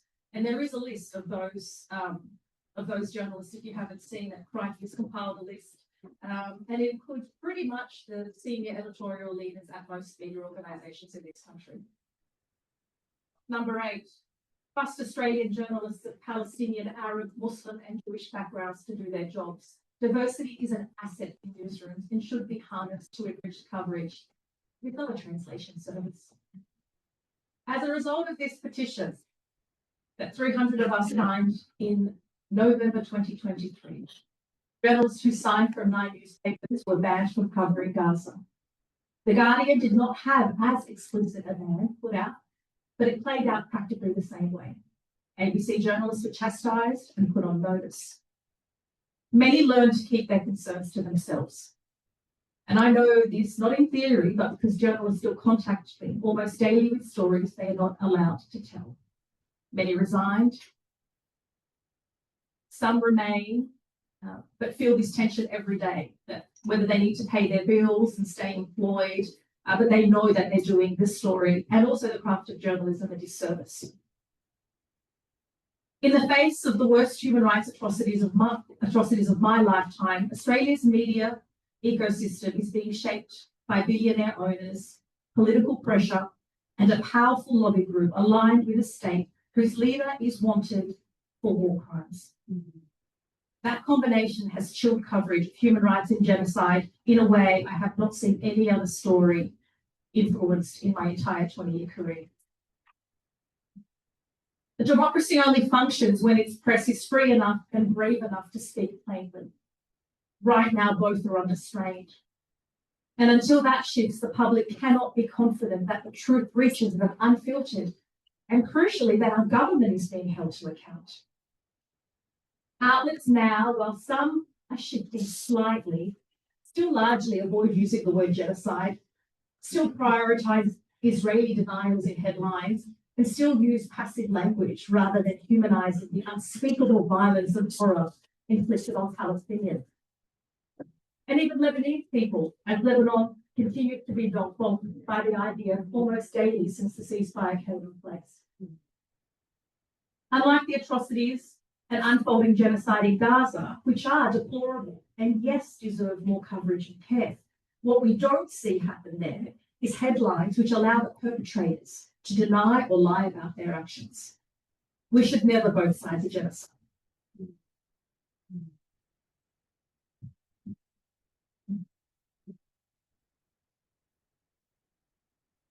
Now to the UK's public broadcaster. The BBC has spent the last few days being shaken like a snow globe by the lawsuit threat from President Donald Trump. You could almost hear the collective gasp from London to Washington. Allow me to give you the short version of this saga. A very long complaint letter was sent to the BBC, which was rebranded as a dossier to make it sound more important and official. Because nothing spices up a culture war like a bureaucratic word in a trench coat. The author was Michael Prescott, once a journalist, once an advisor to Conservative PM Theresa May, and for a decade, the political editor of the Sunday Times, a Murdoch-owned newsrooms. My little sensors and my alarm bells were already going off. He did some advisory work for the BBC. And this letter that he wrote surfaced in the Telegraph, a Conservative paper which has always been ready to shout bias at the BBC, especially on the favourite battlegrounds of gender, race, Israel, Gaza, and of course Trump, which were all the subheadings of this convenient letter. The Telegraph dutifully ran the letter in full. Then Trump, who hates any press he cannot bend, grabbed hold of the moment and turned it into a stage. Naturally, the clip about Donald Trump, the edited clip, got the most attention. He is, after all, the president, and he has made a sport of punishing journalists in his own country. But the noise wasn't just American. It echoed through conservative British voices and the Murdoch press, who have never hidden their wish to see the BBC weakened or abolished altogether. A public broadcaster without teeth suits them fine. But a quick note about that panorama edit, because that's what most of the headlines have focused on. Yes, there was a jump cut. And a jump cut is where you splice two bits of the video and pop them together. Yes, there are more ethical and transparent ways to show an edit point. A quick flash frame is one way to do so. And yes, the sentence was altered because the second half came from more than 40 minutes later in that same speech. But the edit did not rewrite the broader narrative. It did not contort the context. It was probably an ethical production mistake, not, I would say, anything that shifted what led to January 6th. The outrage, however, was treated like a national emergency. Yes, public broadcasters must be transparent. Yes, they must be accountable. The BBC is not an untouchable cathedral, but this particular explosion felt engineered. A precision strike from the right, hitting every culture war button, like a gamer on speedrun mode. It activated Trump, conservative commentators, media outlets in unison, and anyone else eager to drag the BBC through the mud. And the outcome is predictable. There are resignations. Now, BBC journalists will think twice. They will probably self-censor. They probably not want to criticise Donald Trump too much. Probably don't want to show Israel as the aggressor. And whatever you do, don't avoid a positive trans story, because that was also one of the criticisms, that the stories about trans positive lives wasn't balanced. Balanced, they will be told, both sides, they will be reminded, a chilling effect dressed up as concern for fairness. Because let's not forget, Trump was charged and then acquitted for incitement of insurrection in 2021 because it couldn't pass the Senate. The US Senate fell 10 votes short of the 2/3 majority required to convict him. There was enough evidence to accurately and fairly depict Trump's role in undermining election results, fanning division and galvanizing his supporters to march on the Capitol without having to re-edit this particular part of the speech in the way that it was edited. Did this questionable edit deserve this much frenzy? Especially when there is another BBC bias story quietly gathering dust. One that should have provoked at least some level of public scrutiny, yet somehow barely raised an eyebrow. This time, the BBC's Middle East online editor is suing an independent journalist. So at one end of the spectrum, you've got Donald Trump, you've got conservative media, a former Murdoch editor, advisor to Theresa May, accusing the BBC of bias. At the other end, you have a progressive independent journalist, Owen Jones, who published an investigation suggesting the ABC has a serious pro-Israel tilt. And for his trouble, he's facing litigation and being sued for defamation. In December 2024, Owen Jones published an investigation for Dropsite News titled BBC Civil War on Gaza. He spoke to 13 different current and former BBC journalists. Jones has a huge online audience, hundreds of thousands across platforms. 800,000 on TikTok, 400,000 on Instagram. And the people he interviewed claimed the corporations Gaza coverage was credulous towards Israel, devalued Palestinian life, and brushed past atrocities. And several said the Middle East online editor, Rafi Berg, routinely rewrote headlines and texts to mirror the Israeli military's perspective. One former staffer told Jones that Berg watered down anything too critical of Israel. Berg denies all of these allegations. The piece at the time did trigger some small protests outside BBC buildings and a petition calling for Berg's suspension. Now, Berg denies the allegations. He's worked at the BBC since 2001, and he's since then overseen online Middle East output. And in the past week, we have learned he is now seeking damages for mental distress and reputation harm, along with the removal of the piece from the internet. Now, Owen Jones says he stands by the reporting, and Dropsite News has asked readers to help fund its defence. Now, when Owen Jones first reached out to Rafi Berg for comment over a year ago, Dropsite News reported Berg hired high-profile defamation lawyer Martin Lewis, who had once directed UK Lawyers for Israel, to provide his defence. Now, I remember this. I remember reading the story a year ago, almost a year ago, and seeing at the top they were, I guess, bracing for a legal response. But here's another interesting part of the story. In November 2024, exactly a year ago, more than 100 BBC staff accused their own organisation of giving Israel favourable coverage and failing to produce accurate evidence-based journalism, failing to humanise Palestinians and their suffering. 100 staff raising alarm. Yet, no resignation parade, no political thunderclap, no promises to do better. So the question hangs in the air like smoke. Does one external advisor's leaked letter of complaint matter more than 100 editorial staff? Or is something only controversial when it disturbs the powerful? This is the reckoning public broadcasters face, and it lands squarely on the fragile terrain where press freedom meets human rights. Of course, none of this is happening in a vacuum or in isolation. We are living through a technological revolution that is moving far faster than the legal and ethical guardrails meant to contain it. Artificial intelligence has crashed into the media landscape like a runaway trade EU, carrying both promise and peril in the trade.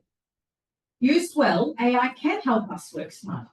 It can translate, analyze, transcribe, in some cases fact check, not always well at this stage, sift through mountains of documents and surface what it says matters.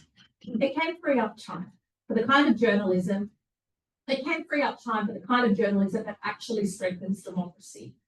Hyperlocal reporting, the court rounds, the FOI-driven investigations, the dull but vital scrutiny that keeps power from rotting.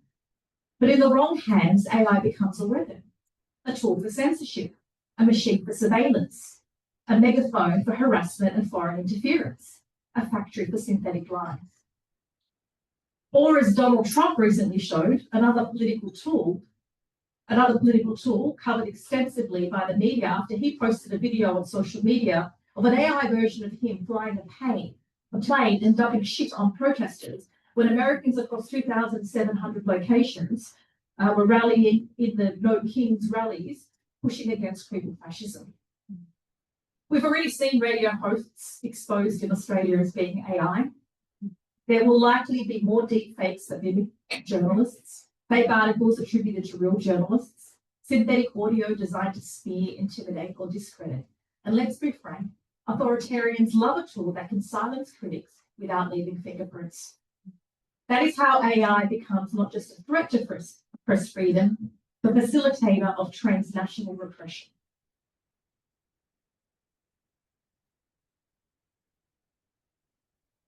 Press freedom is not an abstract concept in a law textbook, a nice to have or a vague aspiration. It is the practical muscle behind the human right to seek, receive, and impart information. And when that muscle atrophies, other rights weaken with it. You cannot organise, you cannot expose abuse, you cannot challenge power, you cannot defend the public against state violence or corporate greed. And the platforms that now mediate most of our communication, the social media behemoths, the global tech monopolies have hollowed out local and regional newsrooms, while refusing to take responsibility for the information environment they have built. They harvest the revenue, local outlets eat the dust. And local journalism should not be quaint or nostalgic. It is the first responder to power. When it collapses, corruption grows, minorities are misrepresented, and communities lose the ability to see themselves respected, reflected truthfully. AI could help reverse that decline, but only if the technology is used to support journalists, not to replace them. We don't need AI to free up time so bosses can hire fewer people. We don't need AI to free up time so journalists can do more of the work that protects. We need AI to free up time so journalists can do more of the work that protects the public, the door knocks, the document hunts, the uncomfortable questions at the press conferences nobody else dares ask. But many smaller outlets don't have the money, staff, or training to use AI safely or effectively. And so they fall further behind, leaving communities starved of reliable information, while disinformation gallops freely through the algorithmic feeds. And this decline feeds directly into an erosion of pluralism, diversity, and democratic participation, which is why governments at every level, state and federal, need to stop pontificating about the importance of a free press while simultaneously straddling it through neglect. If AI is to have any place in journalism, it must serve one purpose: helping communities access quality independent news, not auto-generated sludge, not deepfake propaganda, and not another tool for surveillance. And we can harness the best of this technology without surrendering the newsrooms to it, but only if we remember the central lesson running through everything that I've spoken about tonight. When you weaken press freedom, you weaken human rights. When you weaken human rights, you weaken democracy. And when you let powerful institutions wield unchecked technological tools, they will eventually turn those tools on the very people they are meant to serve. That is the crossroads we stand at now. And the decisions made in the next few years, probably sooner than that, will decide whether journalism becomes stronger or whether it becomes another casualty of the forces already eroding our freedoms. Media freedoms stand like a weather-beaten lighthouse. It does not promise safety, only some clarity. It exposes reefs that those in power would rather keep submerged. Strip it away and the whole democratic coastline starts to erode. When the press is strangled, human rights do not wither politely. They fall like a building whose foundations have been quietly sawed through. Yet, even in this bleak landscape, something stirs. Not hope, which has become a bit of a luxury item, but motion. I like to say that I'm post-hope. Pressure. Small uprisings of refusal. Independent outlets keep springing up like weeds in concrete cracks. In the last year, we've seen Lamestream launch, Cheap Media grow, Deep Cut News launch, Michael West Media covering more important stories, the Shots Voice cutting through, declassified their work on Australia's F-35 exports, forced the rest of the media to stop gazing and actually look at the blood on the fence. Audiences tired of being patronised are voting with their clicks and their wallets. Skepticism is growing teeth. My friend and colleague Jan Fran and I launched Et Media. And even inside the big institutions, the mood is shifting. Slowly, warily, but shifting. ABC journalists keep telling me they feel something loosening. Not a revolution, but a recalibration. More staff feel empowered to call out dodgy practices, posting online what once stayed whispered, pushing back against lobbyists. Management missteps are no longer met with polite silence. There are, of course, still many sharp minds inside the ABC trying to win back the trust that others squandered, and they tell me they stand a little bit taller. Still, this is not the season for pastoral optimism. That ship sank somewhere between the newsroom and the courtroom. Action, refusal, the moral, stubborn work of holding the line when institutions falter is what's needed. It's not pretty, but it's necessary. If democracy is to breathe, its pillars need more than admiration. They need people willing to defend them where the lights dim. I want to share something with you that I was asked to write. I was at a writers' festival on the Mornington Peninsula, and I was asked to give a living eulogy where I wanted to memorialize something that was still alive. It could be a person, it could be a friendship, it could be an inanimate object, whatever I mourned, whatever I thought needed to be revered and remembered. I wrote a living eulogy for the spine. I considered mourning the tragic decline of the ABC's independence and integrity. I still wait for vital signs, but the pulse is faint. I flirted with farewelling Ida Buttros's so-called girl boss media legacy after the launch of Unapologetically Ida, a fitting title. I can confirm she does not apologise. But I chose instead to honour something that kept me upright when the world hit me in the ribs and I refused to fold. This is an ode to the spine. Not only the 33 bones that stop us collapsing, but the moral architecture that lets us face the wind without wavering. Each vertebra a conviction, each disc a compromise resisted. Once courage spread like sparks in dry grass, now algorithms snuff it out. We scroll past genocide, assaults on press freedom, war crimes, worrying more about careers than conscience. The backbone used to be a birthright, now it is endangered. We once stood tall and exposed violence against women, corporate corruption, the need for marriage equality. Yet somehow this same spine has gone missing while Palestinians are being murdered in plain sight. Many have swapped vertebra for vertigel. The nation's core jiggles on impact, spluttering at the first hint of pressure. No chiropractor can fix this kind of slouch. It's not the back that's out, it's a rot at the core. I look around and see spines doing contortionist maneuvers to avoid any consequences, real or imagined. The bends and twists of moral gymnastics would make a circus act blush. Those with the best vantage point, the most power, are almost always the ones most defensively and strategically curled tighter. The very people paid to stand guard over truth and justice are curling into themselves, trying to keep their heads down while freedoms fall around them like confetti from a failed parade. Sure, courage is contagious, but so is cowardice. And you can feel cowardice spreading, the timidity, the polite compliance, the viral fear of backlash. I see it in headlines that tiptoe around truth, the politicians who wait to speak until it no longer matters, in citizens who've learned that silence pays better, at least in the short term, than resisting evil and demanding accountability ever will. The physical spine, we're told, can be strengthened by presence, the moral by pressure, the moral one should be too. Yet ours has gone soft, lynching at every nudge. We see fascism creeping in, while many call it too complex and want to balance out the other side.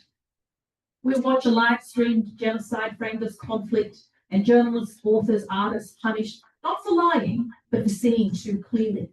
We're witnessing the extinction of moral posture in real time. I want to remind you that standing tall was once an act of instinct. Now, in its scarcity, it is an act of rebellion. The human spine evolved to bear weight to hold us steady, but somewhere between perfecting cognitive dissonance and cashing paychecks, we outsourced endurance. The spine, it made poets inconvenient but effective, journalists powerful, citizens demanding a say. Perhaps it wasn't fashionable, but it was functional. It held us up when comfort begged us to kneel. So I mourn the collective death of courage and salute the rare individual spine still erect and still intact, the ones that didn't bow down at the sight of injustice or melt under the slow boil of eroded freedoms. The spine should have been to flower. It can bend to reach truth, even if the truth might bite back. So what can fix this misalignment? It rests, like most things worth saving, on a strong core. Abs of steel are optional, but resolve that refuses to buckle should not be. Pilates will not save democracy, yet posture speaks in the language of power. Here are 3 quick ways to strengthen the core that keeps the people upright. 1, look directly at what others Dodge, spine straight, chin up, eyes fixed on injustice. Do not blink until the truth stops wriggling for escape. A fast heartbeat is nothing compared to the heart being done. Refusal to look away is a muscle. Train it. Put your arms to work, grip a placard, raise a palm that says no, stop, enough. Write to MPs and institutions, lodge formal complaints when media fails its duty. If your voice falters, your body finishes the sentence. Silence is a choice, so don't choose it. Take up space. Stand where you're told not to. Treat space as a right, not a ration. Fill streets, sit at tables that were not set for you. Make your presence a problem for those who prefer shadows. Visibility is pressure, applied at exactly the spot power gets too comfortable. A crowd that refuses to move can drag a nation back to its conscience. So we gather here tonight, half hunched and well-meaning, and I want to remind you what it felt to stand, shoulders back, underturned, spine resurrected, to risk being called difficult, to risk being called anything at all, but just knowing that it is the right thing to do. So this is the eulogy not for the dead, but for the living who did not forget how to stand with their spine articulate and vertebrae flowing clarity. For those who still hold their shape with a world-worn limb, may your bones ache, may your voice tremble, your shadow stretch long, may your vertebra click loudly enough to remind others they still have one. Because having a spine, literal or moral, is no longer just anatomy. It reminds us of our humanity. In the name of the Mother, the collective Son, and the unbroken Spirit. Amen.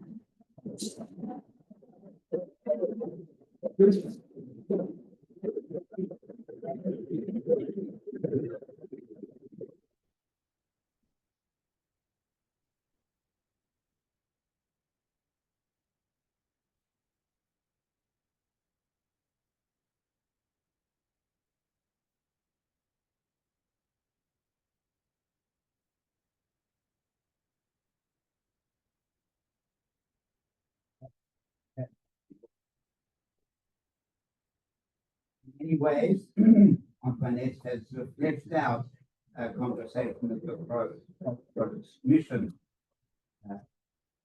filling out not just by way of an ode human rights, but by way of an ode human spine.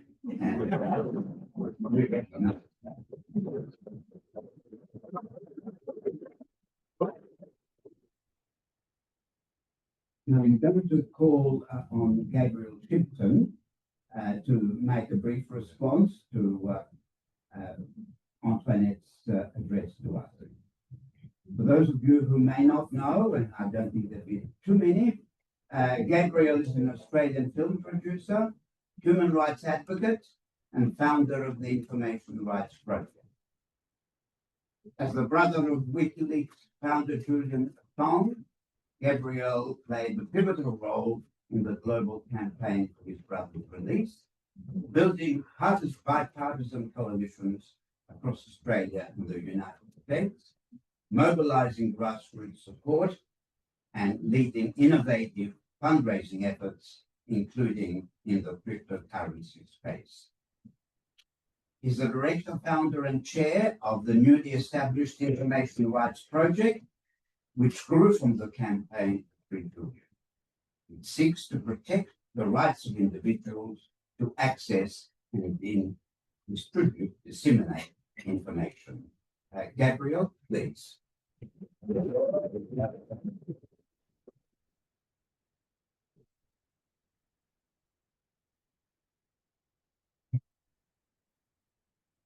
What a comment. Follow on from Antoinette, that was fantastic. I don't know how, I don't know how to respond.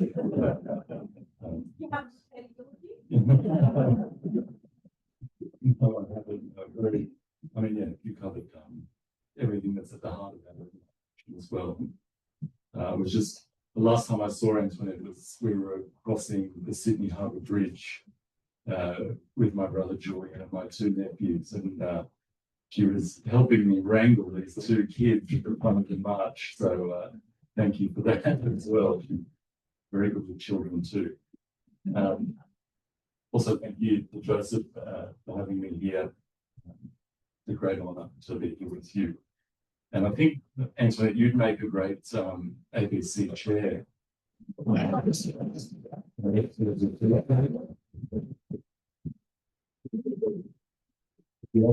a sort of career-ending job, you know, isn't it?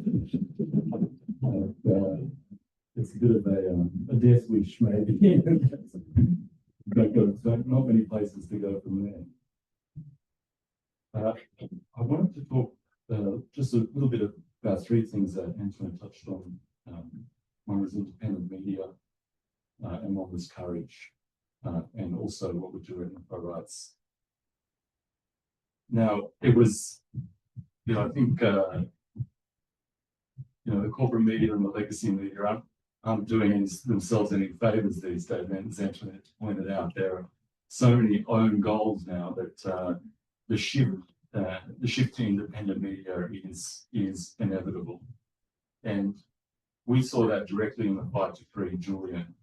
Independent media were really the icebreakers when it came to changing the narrative around Julian's case. And the ABC, you spoke about how there are still good people in the ABC, and I agree with that. And I agree that there is this feedback loop that exists between independent media and corporate media. And so we saw that exact thing happen in my brother's case. The ABC went from attacking Julian to supporting all the smears that came from the United States Department of Justice and others to actually championing his cause. They commissioned a documentary about my dad and his fight to free Julian.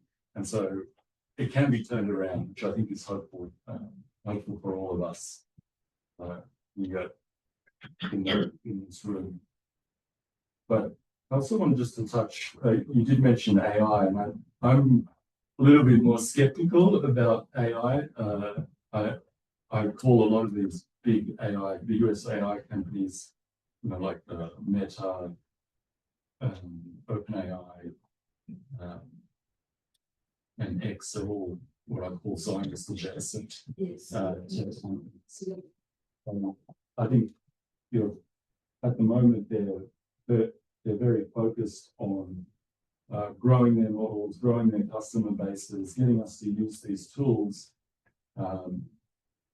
But I think once we are fully engaged with them, that's when they'll start to clamp down and they'll start to change the narrative, particularly as the adoption is raised and we can't, they're so opaque as well, we can't really see what's going on in the background. So I'm a lot more skeptical about the motives behind these large AI companies, and there really is no the only competition possible because there's so much resources involved in this, right? Like just to power these models and the power that they need. The only competition is going to be state to state competition. So you're looking at the United States and China are basically the two competitors in the AI world. So those are the choices that we'll face in the future there, I think.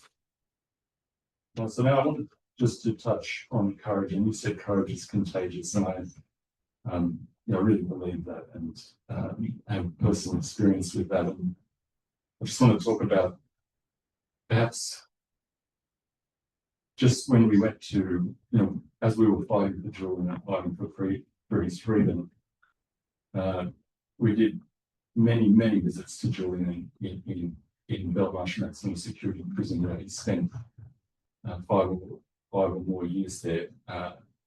That prison was built for the IRA during the Troubles, and then after that it housed people who were caught up in the terrorist crackdown. So it was called Britain's Guantanamo. So you can imagine the conditions there were very bad for Julian. And going to see Julian, going into the prison, you would feel a real weight go on your real responsibility, and always a dread knowing that you left. When you left, there was nothing that you could do. You left this person behind in there. They were on there by themselves, fighting to stay alive.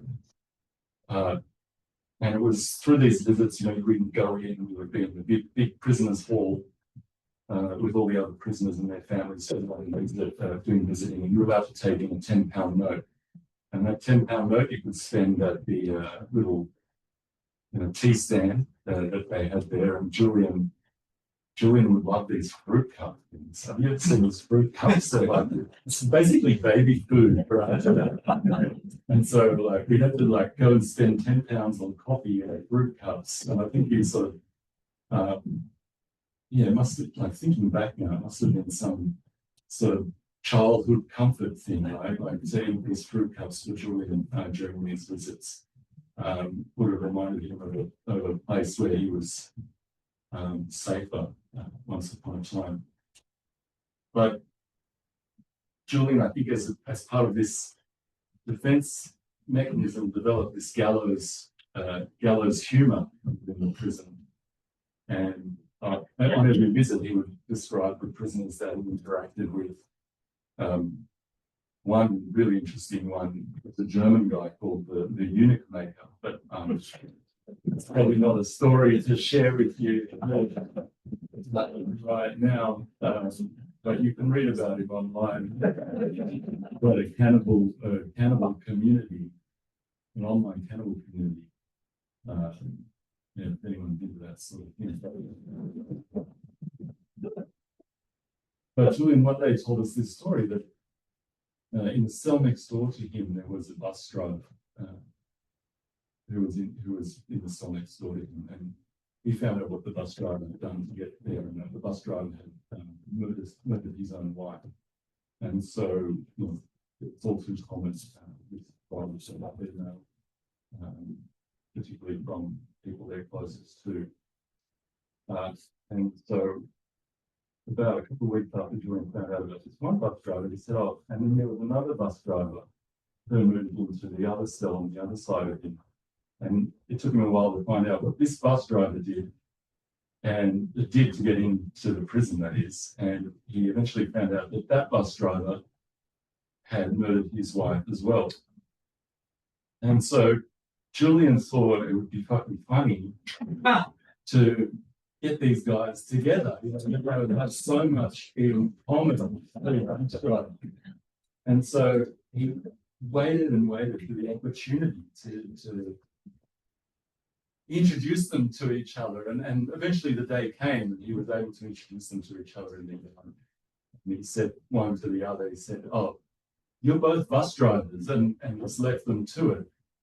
But it was these sorts of stories that Julian would tell us when we're inside the prison. I think those were ways that that he developed to get through his ordeal there. But speaking to political prisoners all around the world, people who stood in solidarity with Julian, they always told me that what got them through their prison sentences, what helped them stay alive, was knowing that there were people fighting for them on the outside. And so Julian would tell his stories, but we would always go in there. We would tell him about everyone who was fighting for him, all the actions that were taking place all around the world. Small protests, big protests, world leaders that had spoken out for him. And even if it was, there were some pretty tough times. I remember back in 2021, after the first Trump administration, we thought the Biden administration was going to come in and let Julian out, and didn't.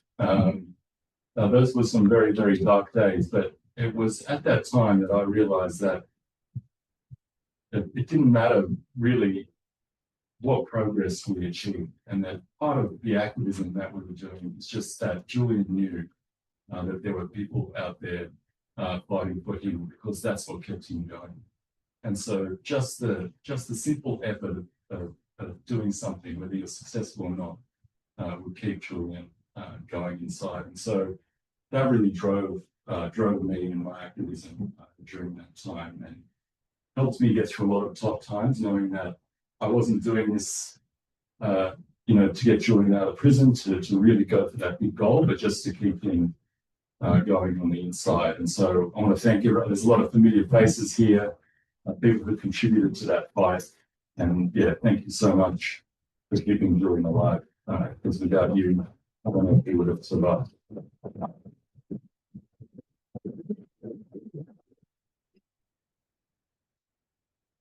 With that knowledge, we founded the Information Right Project, which is a registered charity that was set up here in Australia to continue on that mission, to support whistleblowers, to support journalists who are suffering persecution. And it's through that personal lens that we approach these cases, knowing what these people need to keep going, and knowing that often there are no organisations out there to help them, who can help them pay their rent, who can help with media training, all these sorts of things, things that we know that these people need. So we want whistleblowers, journalists to know that there is an organisation out there that has their back, and it's not just when they're in prison, but when they're making this courageous decision to risk everything to bring us this sort of information.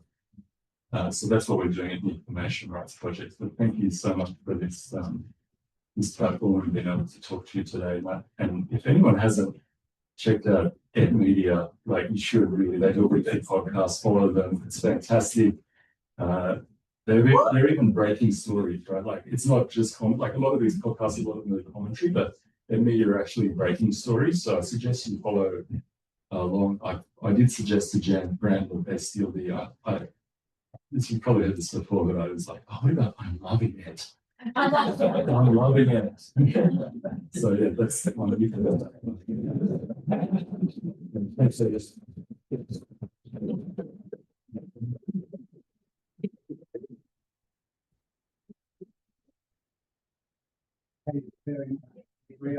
Can you bring the mic down, Joe? Human face of support for the freedom of information. There's more to it than just a concept or even political activism. There's a human side to it, and we recognize very much your contribution. Well, now we're going to open it up for some questions addressed to Antoinette Latouf. If Gabriel wants to make a comment at some point, he can do so. And the questions, please, they should be as succinct as we can make them, so that we can get more questions and answers through in the limited time we have at our disposal. So what I suggest is we want to hear questions from our participants online, as well as those who are attending here in person. And now, who is following the online chat? Yeah, we're watching it over here, Joe. Okay. So what I propose to do in a moment is to invite 2 or 3 questions at a time.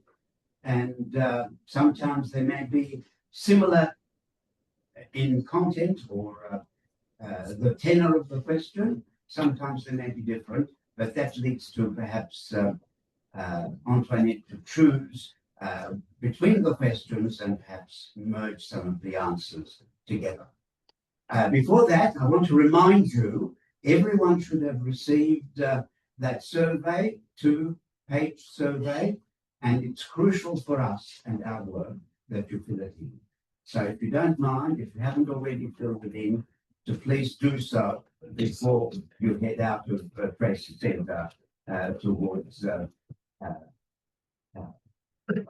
home or anywhere else you might be going.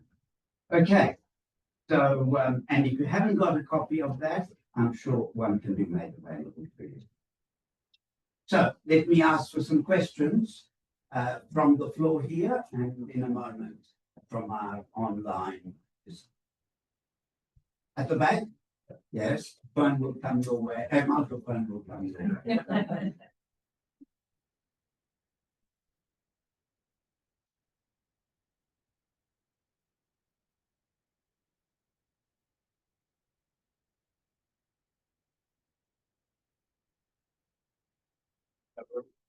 I'll speak up. I'll repeat the question. Yeah, my name is Jesse. I'm an Aboriginal man. I was one of the co-authors of the Effect in the Hive. Right now, we're having a crude and doctors you know, potentially coming to our country. But right now in this state, we have truth telling. One of my criticisms though is that there's a hollowness to just truth telling as ceremony, ritual and theatre. Can you tell me why there's more to the truth and more beyond the truth and why the truth itself is important, but why we need to do more together? Okay. Emily, is the microphone not working? It is working. I think mine's related to that, Okay. in the sense that I've listened to your wonderful We Were Journos podcast. I just want to ask in relation to that question about truth. And you talked, when you spoke to Chris Hedges about what it was to be a journalist. And I wondered whether you had any thoughts about what it was or how the commitment to truth can be secured in a way that keeps, for example, a public broadcaster from becoming just a state broadcaster. Any questions coming from online? Yep, we do. Better use the microphone, otherwise the online people won't hear. So we have two main questions from online. Yeah, I'll just take one because I'm trying to triage the other two. One. Okay, so it's for you. What do you think about the ABC whistleblower unit? Okay. All right. So thank you, Jesse, for your question. For those online who didn't hear the question, it was talking, oh gosh, it was a long question, but essentially talking about truth telling and treaty and what I think about truth and is truth enough in the process. And sorry, the gentleman at the front, I didn't catch your name. Justin. Justin at the front asked about what can we do to our public broadcasters' relationship with the truth. Does it make it morph into just a state broadcaster? What is it about this notion of truth? Jesse, I'm not going to purport to speak on, on behalf of First Nations people or issues. From my perspective, truth alone has a form of power, but it's the action that comes after that truth. We have so much hard truths about First Nations people. We have so much documentation about how we failed First Nations people, how we continue to, what the sovereignty that First Nations people need, the community-led solutions. What we are not good at doing is swallowing those hard truths and doing something with them and allowing anything more than tokenistic sort of gestures of acknowledgement and something on Harmony Day and something in NAIDOC Week. So it's what you do with those truths, because we've had the Royal Commission into Indigenous Deaths in custody and things have gotten worse. And First Nations children are taken from their families at rates higher than the stolen generation. So it's not the absence of truth, sadly.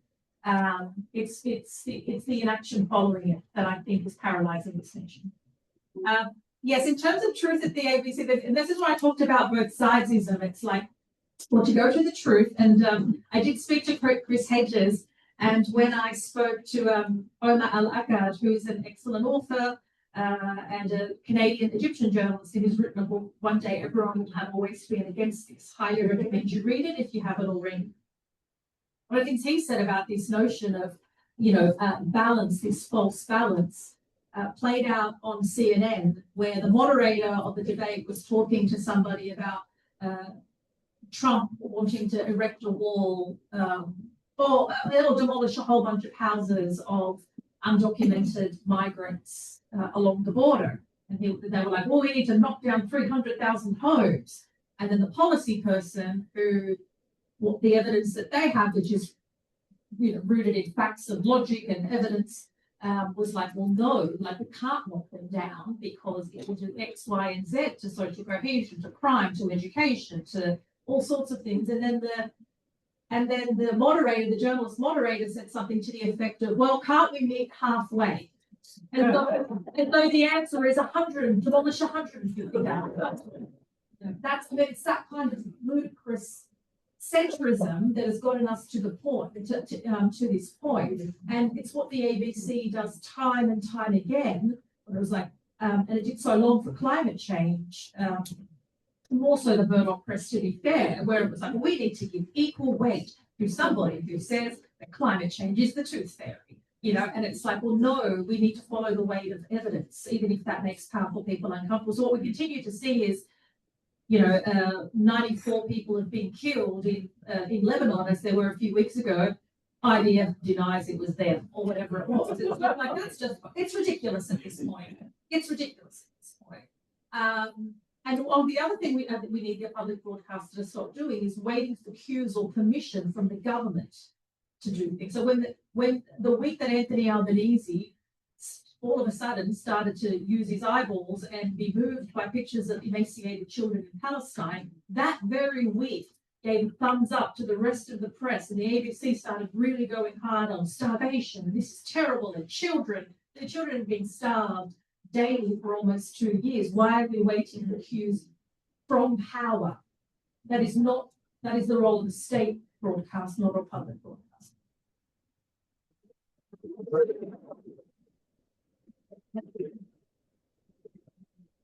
The second question. The second question was for Gabriel. What kept you going when things looked dark for Julian?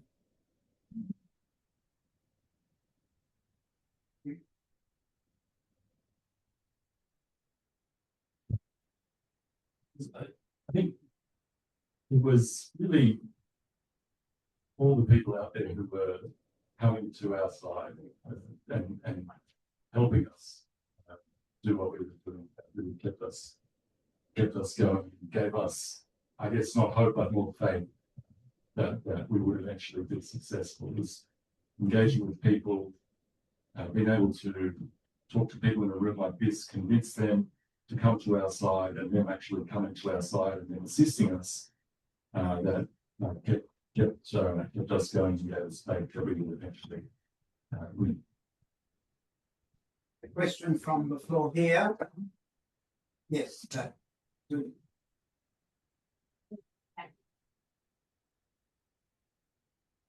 This is a question from Gabriel. Speak up. This is a question from Gabriel and Annette. I write articles for Pearls and Irritations on Syria, and I reference WikiLeaks, and I've got the WikiLeaks book, and I've read the chapter on Syria, but it's so difficult for people to understand. The ABC still supports the revolution, this so-called revolution in Syria. Do you have an explanation for this? I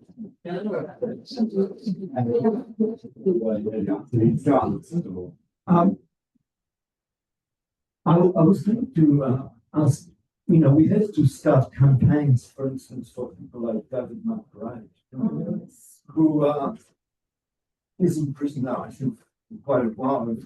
He's faced 5 years. And the media, on the whole, has been quite silent.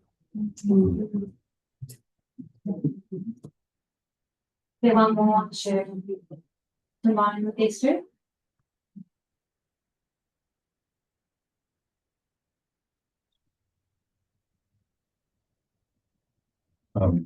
I'll go first for the Syria. I mean, I think the ABC is following the State Department, right? Like they're just following that.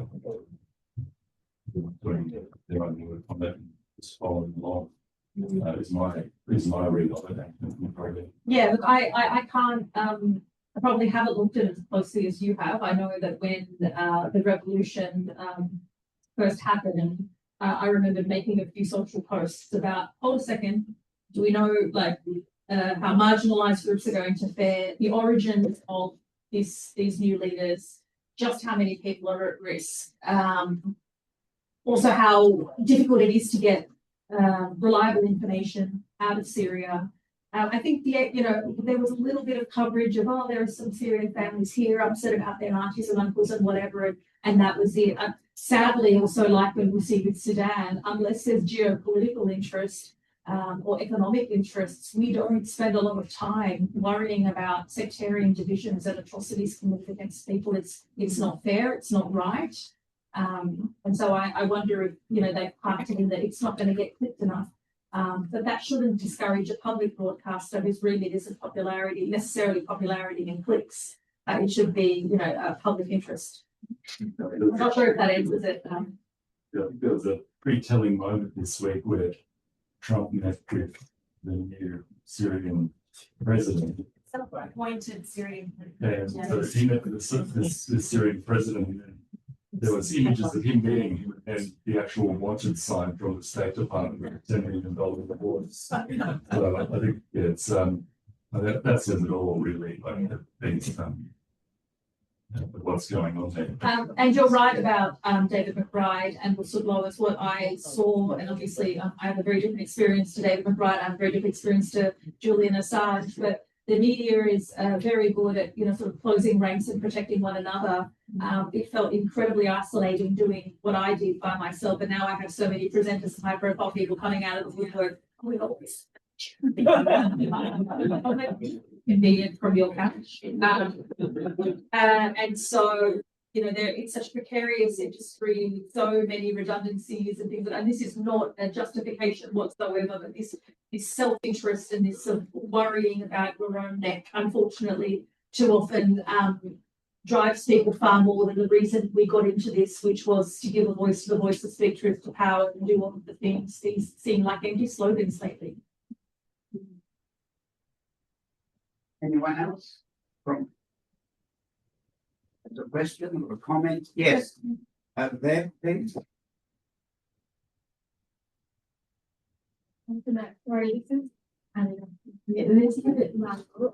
Speak up as much as you can. Sure.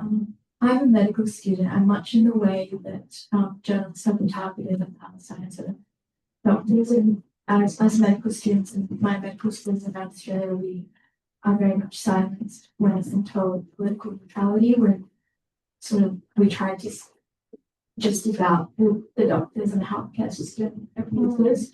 We're very, very silenced. There's a lot of times, and I think a lot of changes. I often feel as if I'm sort of having to hit between exercising my conscience and Gone again. yeah, exercising my conscience and doing my job as a young doctor. Right. So, yeah, if you have any advice, sort of.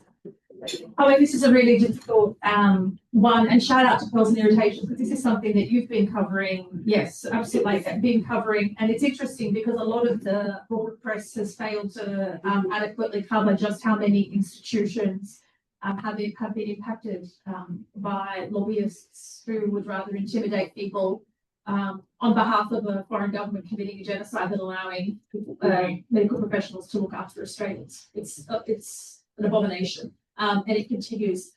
This is such a personal question, and I cannot answer it for you.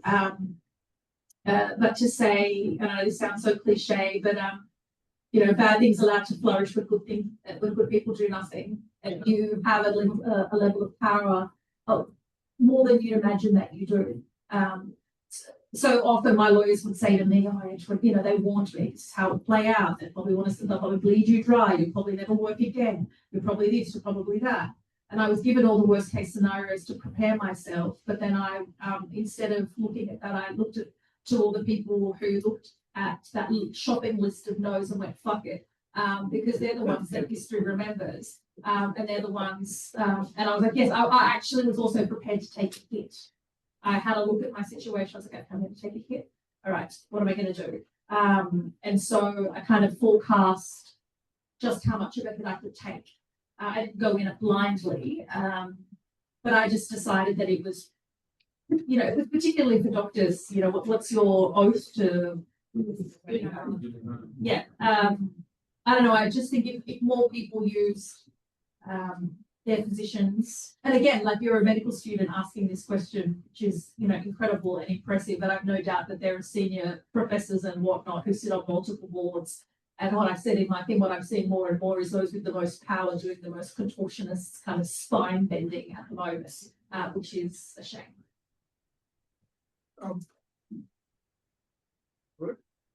Yeah, I believe.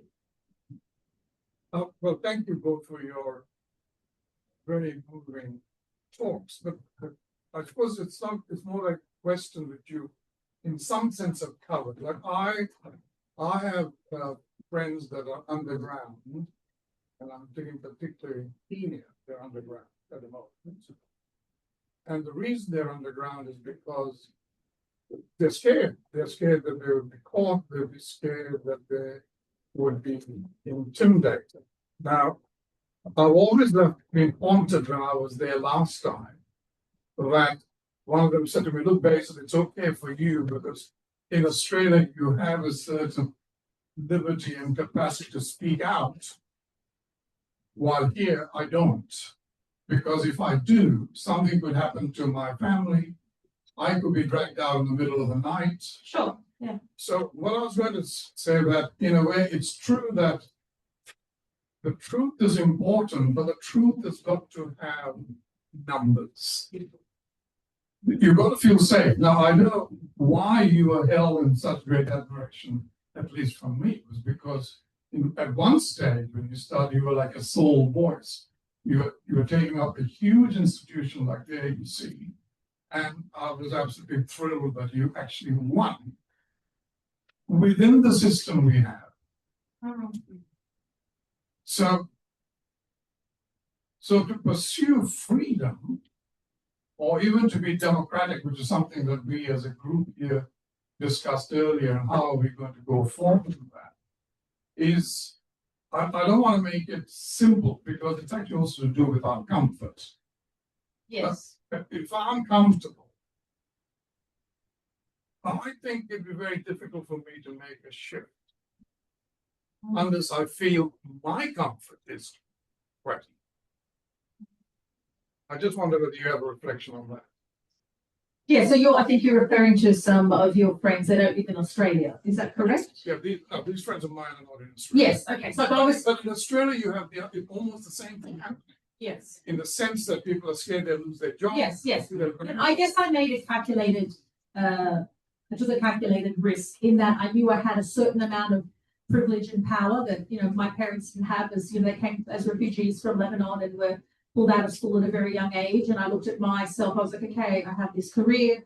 I have a partner who has an income. I have a following. I have a voice. I looked at all the things I had and made a calculated risk that I was able to confront tabloid attacks. And I didn't anticipate, well, I did anticipate death threats, but they were more frightening when they came. And I had actually got a man prosecuted and sentenced for the threats that came my way. I guess I didn't go into it blindly. I knew it was going to be difficult, and I knew I had a certain amount of resources and skills and platforms, media skills to navigate what I needed to do. And I knew I was right. And I knew there was genocide. And I knew the more I kept fighting, the more the media would just have to repeat human rights reporting Israel is using salvation as a tool of war. That line has never been repeated. I've done so much free PR for Human Rights Watch. That line has never been more repeated, making Zionists more uncomfortable. And for the first time, we were able to show the influence we all kind of knew happened in our institutions. It's just it was so much embarrassingly worse than we ever imagined. It was so silly. And so knowing what I knew and having the resources that I had, I took a calculated risk. Yes, Mark, first of all, thank you very much, Antoinette and Gabrielle, for everything you both do standing up to power. You have both done so much that communities across Australia and the world have really felt emboldened to be able to do their own thing. My question is around how can we support independent media? And I think in a world of algorithms and as media that we talk a lot about boycotts, sanctions. I think the other side of that is where do we spend our money, and I'd love to hear about how can people in this room and elsewhere support what you do. Thank you. I think I'm probably going to have to do my last question because I have another event I need to get to.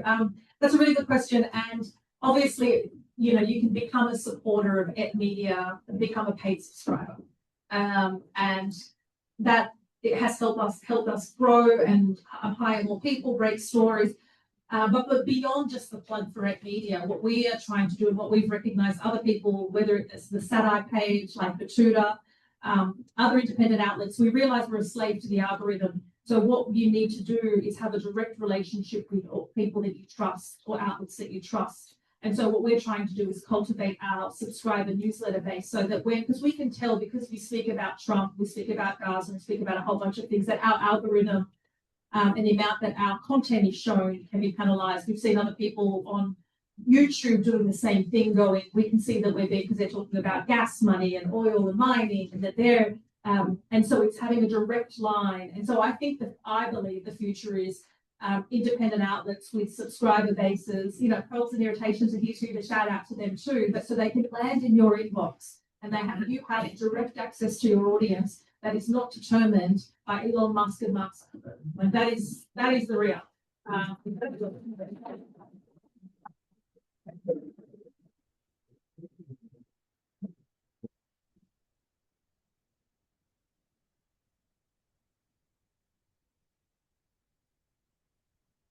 As Antoinette explained, she has another commitment, that's as many questions as she can take this evening. But before she leaves us, I'm going to call on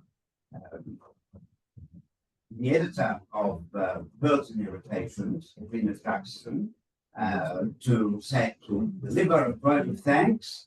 As most of you will know, Pearls and Irritations, an Australian-based independent, we've been talking a lot about that, news and analysis publications, and I'm delighted to say that they have sponsored this evening's event, which adds, I think, to the weight of the whole experience. Thank you so much. Thank you,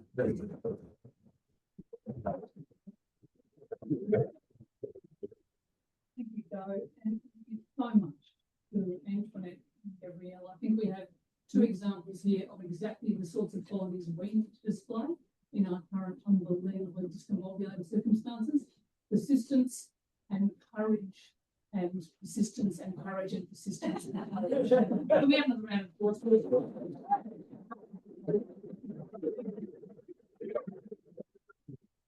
Everything that Robin spoke about, but we all know is a really big part of being the person who goes first, the person who makes the personal and professional sacrifices, is that it takes a lot to be a whistleblower, and it takes a lot to stand up to whistleblower, and it's years and years of really hard sweated labour.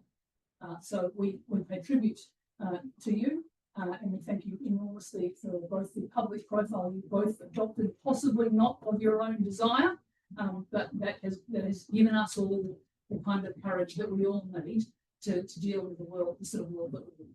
So, also, frankly, who doesn't love a woman who's going to be difficult and loud? Thank you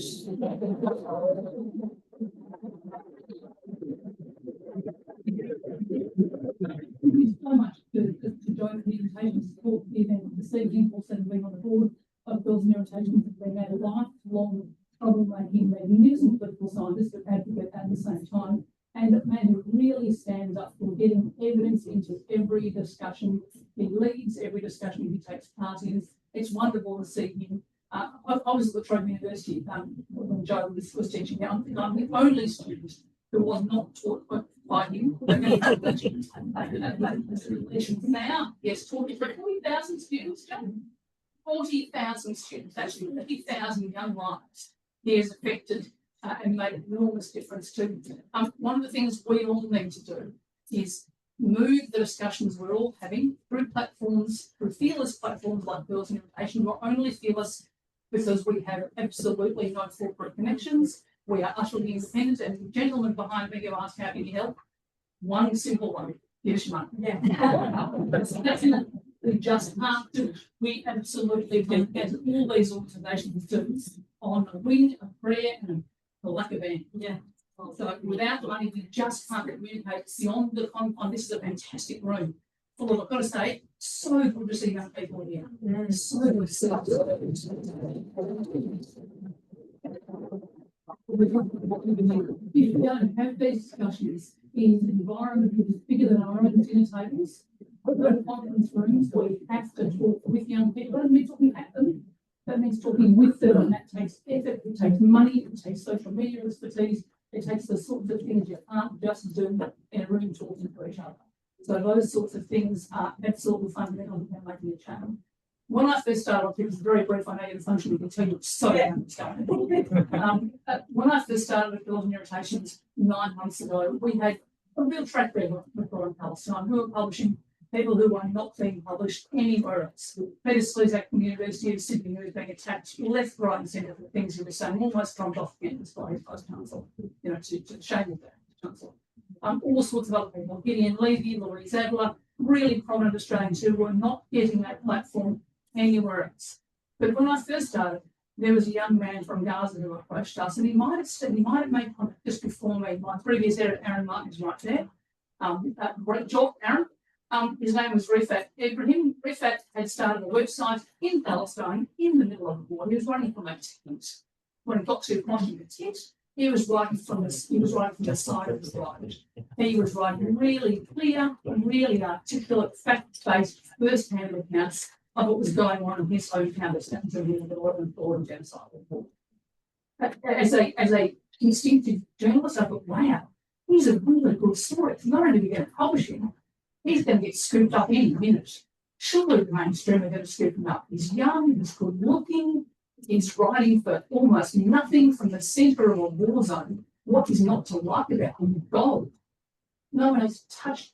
And listen, I was being my wheels. But Rifat has been writing for us for almost a year now to begin with.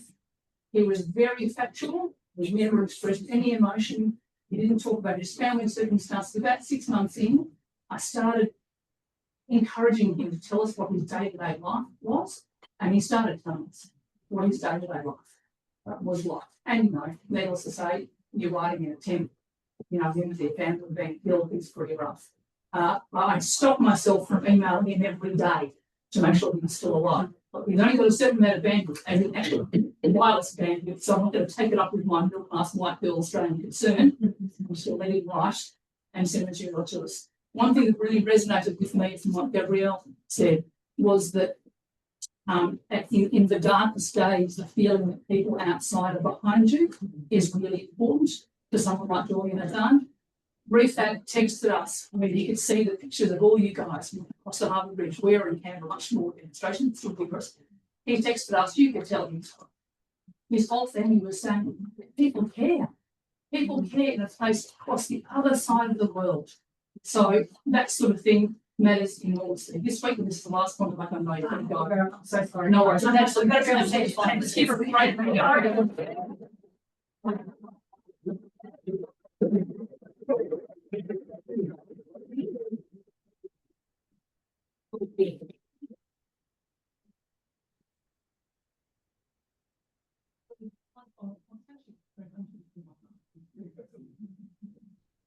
Just one final point. So that young man still writes for us.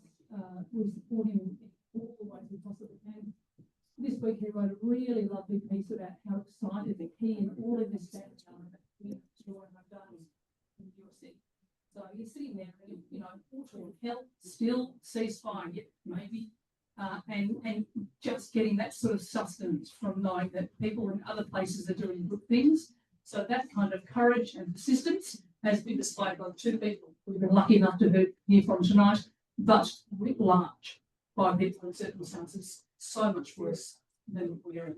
So what can we do? What can we do not to feel powerless? We can absolutely support independent media, which are the only places that you're going to find the stories about what's really going on in those two worlds. The only chance we really have to strengthen, to do something about those terrible facts. Thank you so much for that presentation, young man, about the decline of democracy. This is real. This is now. We have to do stuff, and the voice and the written word is really powerful. So anything you can do, support Girls and Irritations. Got a number of you in here right through the platform, which is absolutely fantastic. But all of these organisations, for conversations, for Gabrielle's organisation, for Pearl, doesn't need to be a lot of money, but it involves. That's a really positive thing.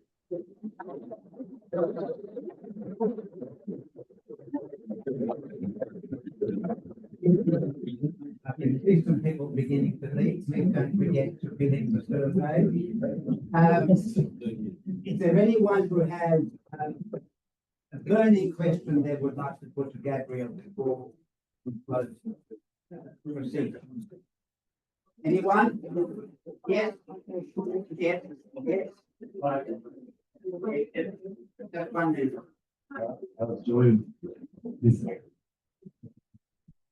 He's got a cold. Otherwise, okay. Yeah, it's living life and traveling and enjoying his friends. Yeah, it's doing very well. Before you all go, let me thank everyone, of course, our speakers, our guests, all of you, and all the organizers that have helped to make this happen. And thank you, President Clinton. And remember one thing. It's not done. So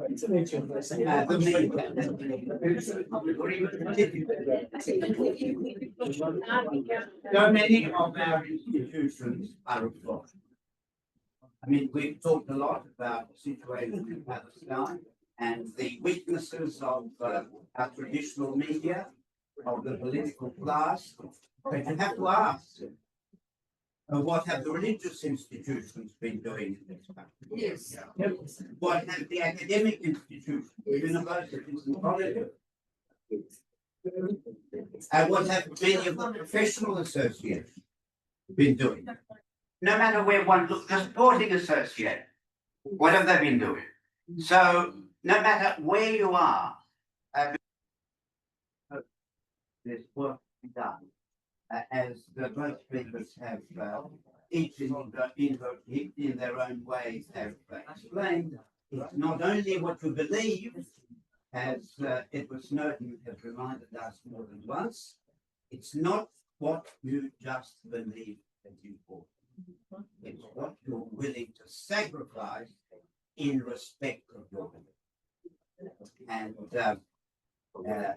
you know, the political class is very, very astute. They're not worried about a survey that shows 65% think X or Y. They're not worried because they know that the 65% are not going to do very much in support of the president. The moment they feel they do, hence they start trending. But often we have not reached that future. Much to do and conversation with the Crossroads team. Thanks you all and look forward to interacting with you in the months and years ahead.